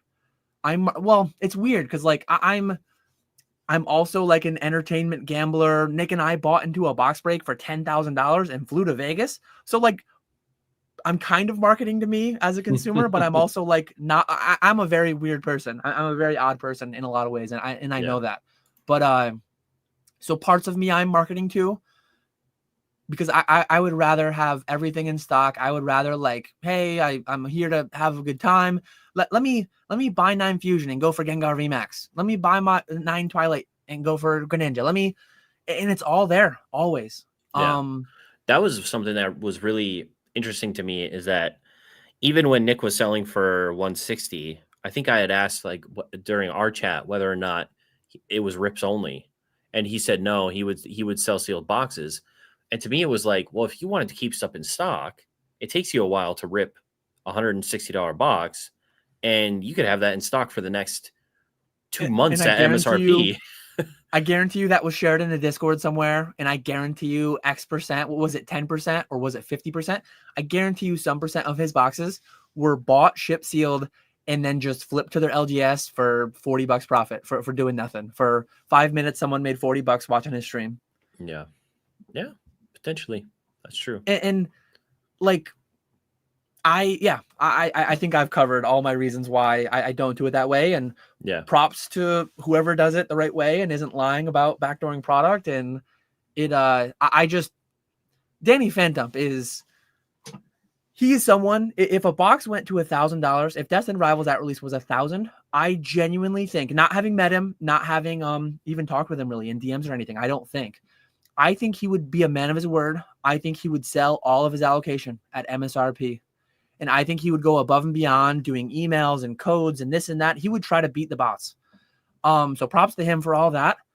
But even he said he knows, some of the people that he did that for would just scalp that box. Some of the people that he did that for, the second that what's his website called? The Coliseum or whatever. The second that the Coliseum was 110 and P Football Pete was 98 or 106 or whatever, they would just leave him. Most people, not all, and maybe enough. Maybe Nick's creating enough of a following that's very loyal and will stick with him. And I might be eating all these words in 3 years. 3 years, the boom might be over, whatever. And I might be closing up shop and Nick might be running because he's able to charge $5 a pack when I can't get $4.5 because all my people went away and whatever. Like maybe it all comes back to bite me. I just highly doubt it. It is oh God, I totally lost it. No. Sorry I went so long. You No, probably you're had good. it, and then No. I just went on and on. No, it was one of those things that's like there and then boom, just immediately disappears. Maybe it'll come back. No, yeah, it's gonna wait. Sky in here? Sky, good luck tomorrow, man. There we go. Grimer has his $50 Fanatics credit for some MetaZoo. Love to hear it. Very good. Let's see. Pooping Turtle says, I think Danny Phantom said he would sell Prismatic slightly above MSRP, but slightly. Close enough. And that's where, like, again, like trying to, I had this conversation with Nick and we actually did the math. It's like we both paid $3 a pack approximately for our Prismatic. And it's just like setting a line as to what's moral versus immoral. It's like he was effectively selling at MSRP. He was making thousands of dollars an hour. And to say that like $2,000 an hour is moral and $4,000 an hour is immoral is just funny to me. It's like setting the bounds on what's fine and what's not fine. And it's like I sold within the first weekend, all my allocated stuff was gone. So I sold at 13 or 14 a pack release weekend market plus a little bit. And then it was all gone. And then I was still on Monday, on Tuesday, on Wednesday, I was still selling at the same price. And I was buying packs for $11 a pack. Yeah. So I was, it's like you can't do it for what you're allocated, but then, oh, hey, well, Dan should be allowed to keep stuff in stock. So he can't do it what he's allocated. So he needs to be open, honest, transparent about exactly how much he gets. And will he put some to his pallet? Is he allowed to put any to his pallet and then continue to buy from the open market and not sell? Like maybe if he gets allocated 4,000 packs, but 2,000 go to his pallet, maybe he should have to sell that many at a loss to make it. It's like so much mental gymnastics. I can't keep up with it all. So it's like, I'm going to be here selling at market. Yeah. I don't agree with the, attaching, profitability to morality. Like if you're doing everything right and you're not, like you said, lying, cheating, or stealing, and you're selling at market like you guys do, it's like I don't think that tying profitability in that case to morality really makes a lot of sense to me. Yeah, like an amount that you should do for it to be okay, sort of thing. I did remember what I was going to say before, and that is so with streaming, you don't really need a lot of people to do well. Like if you have 20 people who are super dedicated and support you and buy stuff and singles and stuff and auction, there's a lot of action in bidding and stuff against each other. Like you can do well with not a lot of people in the streaming world, depending on if you're filling, their needs and what they want correctly.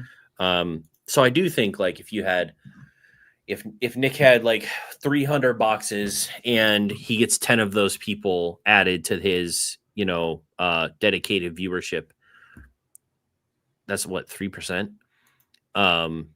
Even just 3% of the buyers from that experiment might be pretty beneficial for like a singles live stream. But yeah, it's such a long-term play, and like all the I don't know how much that Rudy spouts is right or not, but I think it's pretty true when he says like X% of people are in and out within 6, 12, 18 months. And I just think by the time things come back around, I don't think mathematically it adds up. And even if it did, I would still rather go the route of like charge market, stay consistent. It's like, that I'm going to upload a video every Monday at 1 p.m. I'm going to upload a video. and you know every night we're going to be on Fanatics, we're going to have every pack in stock from XY base, or not, from Sword Shield base to current. And that's and I'm not saying that's better and that's the only way to do it. That's the way that I do it. Nick does it the way he does it. Weedle does it the way he does it. Ray does it the way he does it. And like, go support whoever you enjoy and get the most out of. Go support where you get the most value, and value comes financial and entertainment wise. And there's many layers to like what the product is. So go spend where your money, where you get the best return. Yeah. No, that makes sense. This guy is going live at 2 p.m. Eastern tomorrow with some MetaZoo. Make sure you guys go check that out. Gonna be chasing the Are you gonna have to start a second channel soon? For Fanatics? Yeah, because if you have PK going we can every stream day, more than twice once. a day. We can stream more than once at a time. On the same channel? Yep. Oh, damn. Okay. Cool. Fanatics is so nice. It's so much better than eBay. That's sick. That's sick. It's so the way that it works is like, I have Catch 'em All Collectibles. I'm like the brand account. I'm the store. And then Skya, Ponga, PK, they're their own personal accounts. And I just made them like streamers essentially under my account. So it's like eBay has multi-user account access, but the way that this works, it's so clean. It's so nice. I think Whatnot doesn't even have that exactly. I think that's sick. Don't some people have like more than one account on Whatnot? Don't people have like, I don't know. I'm not sure. Maybe they do it all on one, but no, Fanatics is super clean. And if it gets to a point where like if it gets to a point where MetaZoo goes really well and Skya says that, hey, I want to stream on Wednesday nights, and it's like PK's live with Pokemon, Skya's live with MetaZoo, and that's perfectly fine. Yeah, it looks like Vortex has multiple accounts, Grammar says, on Whatnot. Yeah, so it must be that you can't go live more than once. We've never done it, but I'm like 90% sure that we could, PK and Ponga could both be live. PK and Skya could both be live. Maybe I'm wrong there, but I think I'm right. Yeah. Let's see. A lot of vendors at Collecticon will price stuff based on recent sales when stuff is going up, then at market price when it's going down. Probably the least consistent place to buy.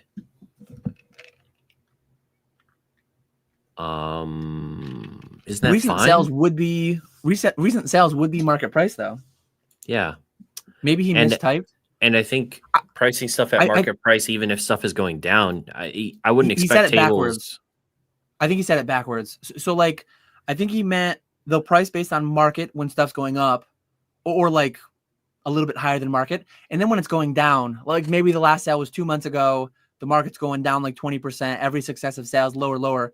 But they'll try to hold out for like $1,500 on this card that auctioned for $2,000, $1,800, $1,500, and maybe that's what he's saying. Yeah, like, I'm not sure. Like TCG player market price, I think which does kind of lag. Yeah, I see what he's saying a little bit, because like TCG player market price does lag a little bit. So he's saying like, hey, if most recent sale on TCG player market price might be 1,000, but the last sold might be 1,200. So they'll price at 1,200, even though market price hasn't caught up. But on the way down, last sold might be 800, but they'll charge the $1,000 market price. So I get what he's saying. It makes sense. Yeah, gotcha. Yeah, I mean, people are always going to use the higher number when they're pricing stuff for the most part. I wouldn't expect anyone to like price something lower than market, like anticipating stuff to go down. They're always probably going to, just price to the higher, whatever the higher number is, last sold or market. I don't even ever look at the TCG player market price. I always look at the first 3 or 4 last solds. It's crazy how much data they give. I wouldn't be surprised if at some point they lock that behind a paywall or something, because that's very valuable data that they're just putting out there. eBay has kind of locked up some of theirs. I think they changed that recently. Didn't eBay add some tied-in way to like where you don't have to 130 point? I thought I heard someone talking about that on a stream. Let me see if I can find that. While Dan's looking that up, Poketino, thank you for the $2. Appreciate it. Thank you very much. I feel like someone was talking about it on a live stream recently, but maybe not. Maybe I dreamed that. I had really decent luck at Collecticon last weekend in Chicago sourcing, everyone seemed to be pretty much around last solds of TCG player or the market price. Some like 10% higher, some 10% lower, and typically you could get 80 or 90% on most of the singles. So, I was fine with it. I don't really. It's more just fun at this point because I don't buy English at all. So going to the shows and everything, and 90% of the stuff is English. So Yeah. I just buy a bunch of English, and I've been sending off a bunch of CGC submissions to kind of figure out the pre-grading of English and exploring that side of the market a little bit more. So that's been fun. Let's see. The hidden rare Bigfoot. Yeah. How many sets a year is MetaZoo going to try and do? Is it going to be like 3 sets a year, 4 sets a year? Do you know? I don't think they've said. I don't know.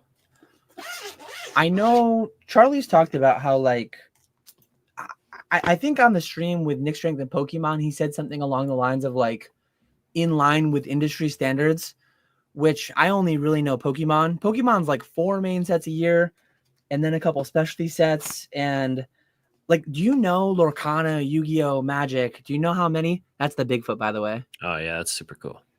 The hidden rare Bigfoot. Yeah. I don't know. I don't know. What's I think 4-ish would be industry standard if I had to guess. So because it's the same print facility as Magic and Lorcana, right? Or just Magic? Yeah. So Charlie had mentioned in the one with Nick Strength and Pokemon that they were looking at going with Millennium Print Group. Mm-hmm. And then I don't I was listening intently to the what did they call it? They called it the MetaZoo showcase. And in that they said thanks to PBM for doing the printing. PBM. And PBM graphics or something they're called. They're the ones that do Magic and Lorcana. That's why you mentioned before that the card stock is very different. Yeah. It's a lot thinner, but I think it's got a good feel to it. And the packs open like butter. If you're mass ripping stuff, ripping 5,000 packs a week of MetaZoo would be a lot easier on your hands than 5,000 packs a week of Pokemon. Yeah. Yeah. Cornell is wondering, is buying products sealed from Collecticon better? I don't know. If you're a sealed collector, maybe, because you can kind of take a look at the boxes and make sure there are no rips and you're not shipping anything. So if you're driving, you just drive stuff home. You don't have to ship it. So there's less worry there. If you're just sourcing, you could probably source online better than in bulk or whatever, better than you might be able to get slight 90%, 85% maybe on some stuff. But I don't know. I can't imagine the prices would be better than just stuff you can find online, but yeah, maybe. The biggest benefit is seeing it, feeling it. If you're very particular about condition, you can just see it there. You don't have to look at 8 different photos, or maybe they only have 2 and wonder, is there going to be a crease? Is there going to be a dent on the corner, the back, the side?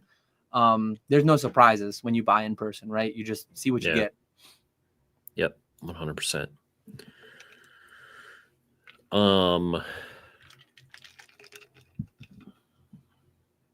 Yeah, people don't charge sales tax. That's true. But if you're buying for resale, you shouldn't be paying sales tax anyway. Yep. Let's see. What's the gauge on Rocket? What's the gauge on the Rocket set that released today? Are we buying boatloads? I am not buying anything. I'm sure Dan is sourcing for his streamers from Retro. I'm buying immediately for resale. Yep. Yeah. $800 per streamer per day. De minimis limit. Yeah. There's a lot of cards that I really like, and I'll probably be buying a lot of them in 6 months to a year when they're not insanely expensive. It is interesting how I saw, was it Son of a Merc or was it Shug Nasty or someone on Instagram? And it was Ibex, and Ibex was scrolling through all the listings for sealed Team Rocket booster boxes on I think it might have been Japan Mercari, and it was just like Mhm. it just kept going. Like there, Yeah. it seems like they're just printing an absolute. It would be amazing if they were printing an absolute crazy amount. I would love for that box to be under $100. That would be pretty awesome, and I would likely. I am gonna buy a lot of singles eventually. I love the Houndoom. I love most of the hits. Destin Rivals is gonna be great with Heatwave and Rocket together. With all those hits, that's gonna be an insane set. Hopefully to open and to have fun with. So, yeah, but I'm not sourcing hundreds of singles on the low. I'm not. Trying to throw you off the scent. No, I haven't bought anything yet, but I hope to at some point. But yeah. Did you guys get allocation for? Did I see Mason talking about allocation for Destin Rivals? What is that looking like for you at the moment? I got it at one of my 2 distros, and it's 20% less than Surging was. So Journey was like 5 to 10% less than Surging, and I guess depending on how you want to go, if you want to peg it back to Surging, it's 20% less than Surging, or it's like 10% less than Journey together. Why is it getting less and less? What's happening? How are they not like printing more? You know what I said? Are there just more? You know what I said about the whole MSRP debate? I have a theory. Some amount of products being held up artificially, and I think distros are getting a little bit greedier potentially. And it would not surprise me if Surging distros held back 5% of product, and instead of distributing it, they retailed it essentially. Instead of distributing it, they wholesaled it. And then that went well. So Prismatic, they did a little bit more, and Journey, they did a little bit more, and they see dollar signs with Destined. I know it's happening to some extent. It's all to which degree is it happening? And maybe there's one perfect, nice distro that doesn't do any of it. Maybe there's a couple of them, but there are definitely some distros going back 11 years. There's been all different kinds of drama, all different kinds of things that have popped up. Like this latest MJ Holding thing. MJ Holding selling through Walmart. That's not new. That's always been a thing. It's just a bigger thing because we're in that kind of a season right now. But do you think there's been backdooring? Do you think that Pokemon there should be some sort of agreement that that's not allowed? Do you think that they should crack down on something like that? I might blow your mind here.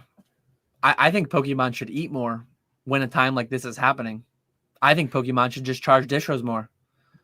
Well, but that might be a wild hot take that no one agrees with, but I think when things are this silly, I'm not saying like increase MSRP across the board. I think it's silly that Pokemon sells everything at the same MSRP on their website. I think there should be more of like a surge pricing dynamic thing to help quell the market a little bit more. I think the whole restock, botting, this whole game that's being played right now is just so silly. I think Pokemon should eat a little bit more in times like this, but I understand why they don't, because that's a very risky. It's probably a bad business decision to do it, because the amount of people that would be victims of that are, yeah. Do you think that stuff like this, if it increases and becomes an even bigger problem than it probably is right now, do you think that it could move Pokemon to just say, you know what, we're just selling everything through the website, and we're not like distro is not going to be as big a thing as it has, because Magic does that, right? Don't they just go straight through like direct to business or direct to consumer now? I think they do that more. I think they tie in Amazon with some of it. I think they have arrangements there, which isn't technically fully direct to consumer, but it's more direct to consumer. And is Pokemon already doing that to some extent? I think they've already been upping to some extent what amount they add more through like their website as opposed to through brick and mortar. Maybe that's not happening, but I don't know. There's pros and cons to everything. There's shades of gray with everything. There's a lot of pros to having traditional distribution and not being so much direct to consumer. If and when it would ever make sense to take more of a leap towards the other direction, that's way above my pay grade. I mean, I could theorize about which I Yeah. think is better, but I don't know. Gotcha. Poke Chef Dan, we know you watch a ton of YouTube content. He said he has over 100 videos in his watch later right now, so Yep. he does watch a lot. Do you ever watch different streamers on any of the other selling platforms?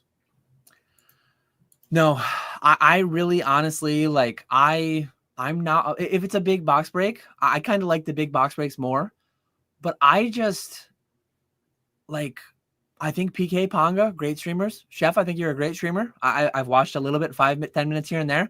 It's just not really for me. I'm not going to buy anything. I don't need any of those. I'm just not the consumer. I'm not the consumer like the buyer, and I'm also not the consumer of the content itself. I've done a little bit like market research wise, looking at my competitors, look at what people are doing. But beyond that, like I don't enjoy it as much as I could do other things with my time that I would enjoy more, listening to podcasts or whatever that I already can't keep up with. What do you think of the channels or the podcasts or any of the content that you watch? What do you think is a channel that could best benefit people in the business side of this that isn't Pokemon related that you've watched? Not Your Dad's CPA. Hmm.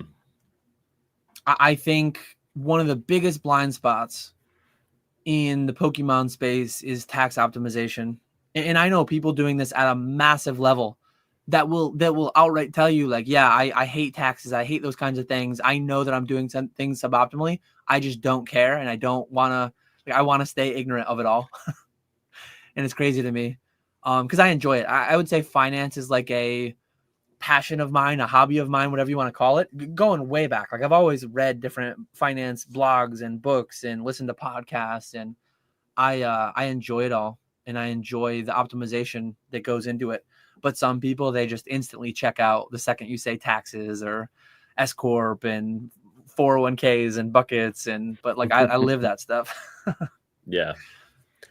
Yeah. But not Your Dad CPA is like, he's a reseller, and he's also an actual CPA, and he does a lot of videos like talking about cash versus accrual and talking about why you can do that, talking about the actual IRS statutes, and it's solid.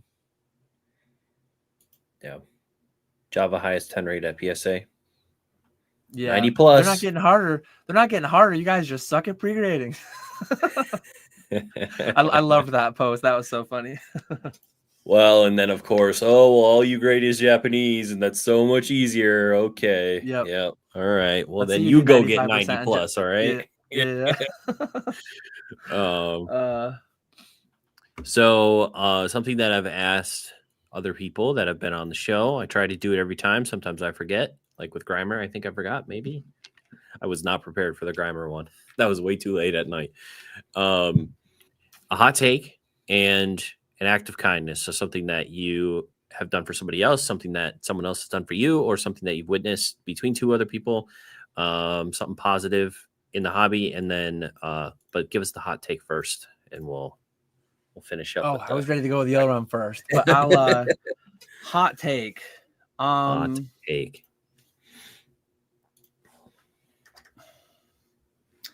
I think the hottest take that I've been like parroting a lot lately, and I think people just can't hear enough of it, they're never gonna believe it fully, is just like, it's not fence sitting. It's logic, it's reason. Everything is percentages. Everything has multiple paths that it could take. Way too many people are like, this is the way, this is what did happen, so this will continue to happen. And Dan, you're just on the fence. When you say could go up, could go down, you're just on the fence. It's like, no, I'm giving actual like mathematical models. The way, like, that's the way that I think about things, because that's actually what can happen. Every time you wake up, it's like there's some percentage chance that this is going to happen or that's going to happen. Only one does happen. Like only one outcome will happen. But as of today, looking 12 months out, where will Destined Rivals be in a year? I will give you 90% confidence that it will be above 100 and below 500. And people hate that. People hate like, what exact number will it be? Or what? And like I say, I think there's a 5% chance it'll be this. And I think there's a 10% chance it'll be that. And because of those percentages, I'm doing the math in my head and I'm calculating that what's best for me is to dump all of it. Like I'm literally, I'm taking what I need for the pallet and I'm putting that there. And I'm sending some to PK and Ponga and I'm putting that there. And I'm going to keep a buy list, buying it 75, 80%, probably towards 70% on Destin because it's so high. I think it's got to come down. But I'll keep the guys in stock. We'll always have it every night, but I'm not going to have any more than I need. I want that stuff gone. Give me my triple up and I'm going to move it on to better places. But the way that people call, and I know some of it's a meme, but some of it's like serious. Some people get frustrated with me because like, man, that dang guy will never answer a question. I'm giving you the actual answer. That's the hot take. Like the hot take is you don't want to hear it, but the answer is nobody freaking knows. We're all doing our best out here. Some people are way too confident, investing cosplayers, all that rant ramble that I always go on. So I firmly am in like, I don't even think it's a take. That's just straight facts. That's straight facts. Yeah, I think there is like fun speculation conversations that you can have about some of this stuff, but to not take that stuff seriously. And yeah, the real answer is the fence sitting answer. It's the most realistic answer. And when other people are confident and they guarantee you things and they're giving you exactly what you want to hear, that's when you should maybe turn that off and go find somebody else to watch, because and it's just, if people push me to like, I'll speculate. If people ask me specific answers, like the way that people usually frame it is, should I buy this? And then I go into Dan mode and it's like, well, what are your buckets? What's your opportunity cost? What's your, like, I think about it. Like I break it down as an engineer, as like a finance guy, I break it down as one should. And people, when people are asking, should I buy this? They're mostly asking, will this go up? And I get deeper. Like I get, even if it goes up, is that going to be the best use of your funds? Do you have a 30% credit card? Do you have this? Do you have that? But most people are just asking. It's like, if you want me to say, like, ask me the right question. Like I will answer the way that you want me to. It's just, I'm going to answer the question that's asked. And the way that you asked it, I need to get this background. So if you just want like, Dan, what do you think Destined Rivals will be in 12 to 24 months? I'm going to say lower than 300. So I'm going to sell all mine. And I'm open to being wrong. I think there's a 20-25% chance that it'll be above 300. And I will have done the suboptimal thing of selling them all. But you know what? If me being wrong means I tripled my money, let me be wrong. Like I'm happy being wrong there. I will hold that L graciously. Yeah. I forgot. I bet Greeny something during our chat, but I totally forgot what it was. I don't know if it was, was it Destined Rivals above 300 and it was like $100 in like 6 months? And I was like, absolutely not. Like I listened to it. I remember vaguely, but like I don't remember the terms. I'm gonna have to go back and watch it again. I need my $100 in 6 months because. But hey, you know what? I guess I could be wrong as well. Let's see. I don't think either of us know this person. Cha on the CGC registry. No, I've never heard that username before. Nope. Yeah, when are you guys gonna have Not Your Dad CPA on the Pokeflips? I've talked with him in DMs a little bit. I don't know if he would do that, but if he would, that would be really cool. I listen to like all the content he puts out. In some of it, he does live Q&As very rarely, but he does them. And he, I've seen some other Pokemon names. I've seen some usernames that are around our chats. It's always interesting. But I know he sells like a course. He sells like a reseller tax academy, I think he calls it. If he could come on and plug that, like maybe he'd do it. I don't think he'd do our 2.5-3 hour thing. No. That's one thing with Pokeflips. It's like, I don't think we're set up well to have like outside professionals on. I would just feel weird with our current format to have like an outside, like a Sean from Reserved Investments and Not Your Dad CPA. I would love to have him on, but I just think the way that we're set up, it's more like we're going to have the people you guys know from the communities and they're great. Like I love the chats, but I don't see it Yeah. happening anytime soon. That makes sense. We kind of already answered this. That was not your dad's CPA, Pokey Chef. You should check that out. Now that Air Alert is done, are you still trying to be more active, or have you slowed down on it? I've been so bad. I've been just avoiding the scale because I feel like I told myself if I'm above 230, no IPAs, no chicken wings, no sodas. And I went out. I knew I was going out to lunch with my old coworkers, and I knew I was going out to dinner with my wife tonight. So I just didn't step on the scale this morning. I'm like, I'm gonna have a couple beers. I'm gonna have probably sodas, whatever. And I probably was over 230 this morning. When I've been weighing myself, I've been between 229, barely hanging on to sub 230, and like 235. I've been 229 to 235. This morning I was feeling like I was probably 232, 233, but I didn't verify it. So I just ignorance is bliss, I guess. But I bought a basketball hoop recently. So I have a basketball hoop now at home. Nice. I need to start something. I need to get back into Air Alert was too much. I almost injured myself. I did injure myself, but I almost injured myself badly and I didn't finish it. So I need to go into something that's more like just get into that Mr. Consistency. I need to get back into that. And I've been bad since, man, it's already April. I've been bad for 4 months, 5 months. Yeah. That's so bad. What's the take on Collecticon handing out those tax forms? So I think Grimer clarifies. He said he was bugging for an hour and then Ray told him to throw it in the trash and it was fine. I honestly think it was more of a like the convention center has to do it, but they don't expect you to do it type of thing. Like we're gonna hand these out, but we don't expect to get them back, essentially. But we have to do it because that's what the convention center requires is for us to hand these out. That's kind of what I think. And yeah, it was definitely more than an hour. Grimer was freaking the hell out. Pongo was trying to sell his tables. Like it was a whole thing for at least an hour, maybe a couple hours. But yeah, it's good that it didn't really end up being anything. I will say though, the last time that we got those ever, Denver, that happened way back. Swami's Denver, that show. And then we never went back to Denver. So I hope that's not foreshadowing. I hope that there is a Chicago later this year, but I hope it still makes the 2026 roster because I mean, history is a guaranteed predictor of the future, right? Every Pokemon sealed product has gone up. So every Pokemon product will continue to go up. So 100% of the time that we've gotten tax forms, Collecticon has not gone back the following year. So, I mean, that means it's a guarantee, right? Yeah, that would really suck it because I feel like Chicago is a good place. We have a lot of people kind of located. It's kind of like Charlotte.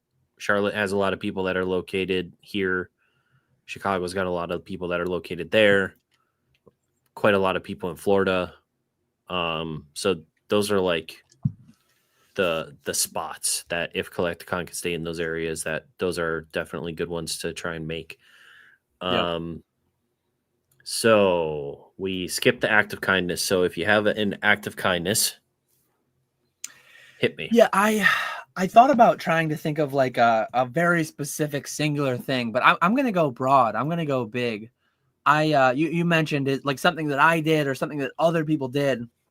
From when I first got into the hobby, like shout out to E4. E4 was like my entry into the hobby. And it was, I've heard other people say different things and maybe other people had different experiences. But I racked up 5,000 posts on E4 across several years. And from the beginning, there were certain people, a lot of people, dozens, hundreds of people at the start. Like you butt heads with certain people and maybe whatever. But like overall, there were a lot of people that you'd type out a question and maybe you had some Timmy-like questions. I'm sure in the first 500 posts that I made, I probably had some like, why don't you just Google it? Why don't you just go look here, look there? There's a lot of people that I engaged with that had very well thought out responses. And very early on, I ran into old school Pokemon and I ran into Gem Mint Pokemon and I ran into TCA Gaming and digitally. And it's like, they just were so open and free with their time and their knowledge and their information and their experience. And so I'm doing a very broad thing to the hobby in general. There's so many great people that I met and I've made like lifelong friendships with, and people have just been so kind and open and generous with all that stuff. And I try to pay it forward where I can. I'm not really doing it anymore, but one thing that Nick and I really used to spearhead was the whole Collecticon table thing. We like, hey, we know it's kind of a big daunting thing. We're gonna book sections, and then we're gonna sell out at cost. We're not gonna scalp you. We're not gonna try to upcharge. We're just gonna sell you at cost. We're gonna put in a little bit of effort, and shout out to Cardinal Gaming, shout out to Grimer. They've kind of taken over. Like Mason was the one that put together the Discord, and then Grimer's taken over a lot of responsibilities in the Discord too. But stuff like that is just awesome, and it's going on all day, every day throughout the hobby. I try to do my part, paying things forward. It's hard at times because sometimes I open up my phone on a Monday, and there's like 30 DMs, and it's like, okay, I'm buying this guy's packs, I'm consigning this guy's cards, and it's like there's 10 questions that it's just like, you could just Google this. You could just watch my video that is titled this on my channel. And I love the thought of always keeping my DMs open and always answering everything. But there's certain weeks, there's certain days where it's like, can I actually keep this up? I've still kept it open, but at some point I might have to change. But I'm trying to, like, my YouTube channel too is like some amount of just sharing knowledge for free. And oh, well, Dan, don't you have that Patreon? Don't you have that evil paywall?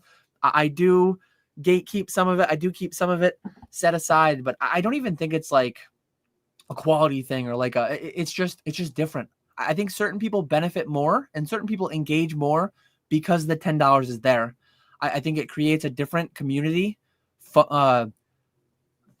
just functionally, and it yeah. And the thing I always say is, like, if it's not for you, you don't have to buy it either. But I'm available every week. My own personal live streams, I do Q&A for hours. Every week, we do a little bit of Q&A here when I go on other people's things, and every other week on Pokeflips. So I just try to be free and open and generous with my time, as others have been to me. And the amount of stuff that I've gleaned from people over the years is just crazy. And you go like Pokemon Wonder opening up his home to people, Swami opening up his home to people, Rusty, like it's the best memories I have are just people being generous with their time, with their homes, with their whatever. It's chef cooking us meals, showing me how to trim a fillet. Like it's wild. So it's just like it's not a singular thing. It's just like everything that's best about the hobby is the people and the interactions. Yeah, definitely. My Discord DMs are closed. Yeah. I got one too many people that were like, do you think this is a 10? And I'm like, I do not. I'm not. Like, nope, I'm good. My Instagram DMs are open, but the Discord couple times a month, I get some that are just like, do you think this is worth buying? Do you think? And I say, if you're interested in consults, I offer those. I like 2 times last week, I had people laugh, react. They probably screenshot it. They probably posted it somewhere on Reddit. But it's like they'll send me an innocent question. It's like I give a quick answer, like, oh, I'd sell it on eBay. I'd sell it here. Or and then it's like there's another. It's like, I'm not your personal assistant. I'm not your like little AI Google assistant. At some point, it's like, if you have a lot of questions, save them all up, and I do a consult, or here's a link to my Patreon. And people just like get mad at that. Oh, who do you think you are? And I've gotten some of that, but it's like, whatever. It is what it is. Yeah, I feel like I don't have a lot of, what do you call it when you don't identify with like how people treat you? Imposter syndrome. I don't have a lot of imposter syndrome, especially comes with the YouTube, because, I'm sure the same way, like, we've busted our ass for years now making videos. So I don't have a lot of imposter syndrome when people come up and they're like, hey, I really like your video, or if I get a DM. But I definitely have a lot of imposter syndrome when people will DM me and be like, hey, I'd like to hop on a call with you for an hour. I'll pay you a significant, you mentioned recently, hundreds of dollars to do that. And I'm just like, No, And please. but this is where, like, depending on who they are, what they're doing, Yeah. you might be able to say in 10 minutes something that will save them thousands of dollars.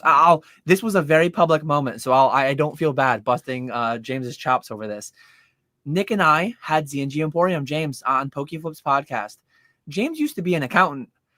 James did not know that he was a corporate accountant. He wasn't like a whatever sales tax specialist. He didn't know that you didn't have to pay sales tax on items intended for resale. And he was doing Pokemon flipping at like a pretty high level at that time. And some of the random conversations that I'd have with people, I've accidentally provided thousands of dollars of value to different people all different times. And I charge $100 an hour for my service for my consults. And I don't feel bad doing it because it's like, if you don't want to pay that, there's the $10 Patreon, or I'm free every week on YouTube. I'm free. I'll answer the same questions you ask, like a little bit less. Sometimes I'll go more in depth because people will be willing to share where it's not public. Yeah. But it's like I've done $100 an hour consults now, probably in the last few years. And there's some of them where I might not have provided $20 worth of value to them because they came with like pretty poor questions. It's like there was no, but there are times where I help somebody appraise a collection that they ended up buying and making X amount of money on, or they became an S corporation. And maybe they could have done that if they watched every Pokeflips, if they watched every YouTube live stream. But what's your time worth? It's like, sometimes it's like, I've answered everything out there somewhere, but do you want to wade through thousands of hours of Dan content to find the one answer you want? Or do you want to just pay $50 and get it within 5 minutes and have an extra 25 to ask whatever you want? And it's a interesting thing, but some people get like so butthurt about like, how do you have the audacity to charge that? And yeah. Well, because you have over a decade of experience with this, and they're, I don't know. Yeah. And there's probably people that are charging $100 an hour that shouldn't be. And to some people, maybe I'm one of those people. And all I would tell them is like, don't give me $100 for an hour of my time. Then it's like, I'm confident in my ability to provide value to people that are asking the right questions and stuff. And if I ever get to the point where I'm getting inundated with consults that like go really poorly, but probably less than 10% of them, I feel like kind of bad afterwards. It's like, I don't think I gave them enough because they didn't really, they didn't ask the right questions. They didn't ask great questions. And some people might ask me like, what are the right questions? It depends on who you are. It depends on what you're doing. Like there's no just absolute, these are the correct questions to ask Dan. It's like, it depends on what you're doing. Again, nuance, gray area. Like these are always the answers. Yeah. Yeah. It's yeah. What up, Cubona's Metal? Hello. I recognize that name from Discord, I think. Mm-hmm. Oh yeah, I think you DM'd me the other day. Yeah, you did. Yeah, so we'll probably wrap it up here. It's a little past my bedtime, so yeah, gotta pack it in. But yeah, I appreciate you guys very much being here. Dan, if you want to shout out again the things you'd like to shout out before we wrap it up, and then we can call it a night. PK and Pong are crushing their live 7 nights a week, 5 days a week on Fanatics. Tomorrow, 2 p.m. Eastern, MetaZoo. If you're a PSA member, you've got a credit in your inbox, $60 or $100 or 50, like whatever they are. Go into your email and search PSA Fanatics credit. You might just have money sitting there for free. $25 affiliate link sign up. Get in there, get your free MetaZoo product, and hopefully you get lucky. Maybe you buy in, you get a poncho box, maybe you get a hidden rare, whatever your chase card is. Other than that, if you're ever looking to consign, sell me packs, I'm catching all collectibles everywhere. So cool. I appreciate you, Java, very much having me on. If you have not already somehow, like, subscribe. There's a very bingeable backlog. I've been on this channel a few times now. I am the 18th guest in April, and there are 12 more to go. That is mind blowing. I'm one behind, so obviously I don't need to watch this one. I'm gonna watch Fuji-san. Probably not till Monday. I'll probably have like 3 of them to binge on Monday, but I'm fully caught up before yesterday's. So all worth the watch. Very great people. Java's a very great person doing all the interviewing. Thank you everyone in chat for being here, keeping it lively, keeping it going. Yeah, hit the like button, guys, and yeah, make sure to check out. I did 3 that were pre-recorded that are not in the live section, but they're in the video section, and they're also in the playlist on the main channel. So if you haven't watched those yet, some really great conversations with some interesting people came out when I was in Chicago, where I didn't do them live. So if you're like, he didn't put out any content when he was in Chicago, I did. You just may have missed it. Definitely should check those out. And tomorrow I'm talking to Benji, Hoodoo TCG.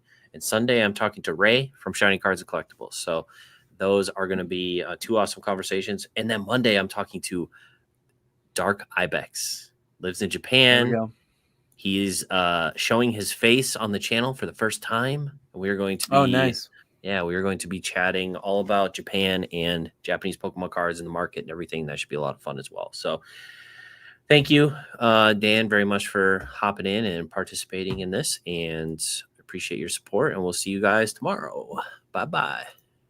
Have a good night.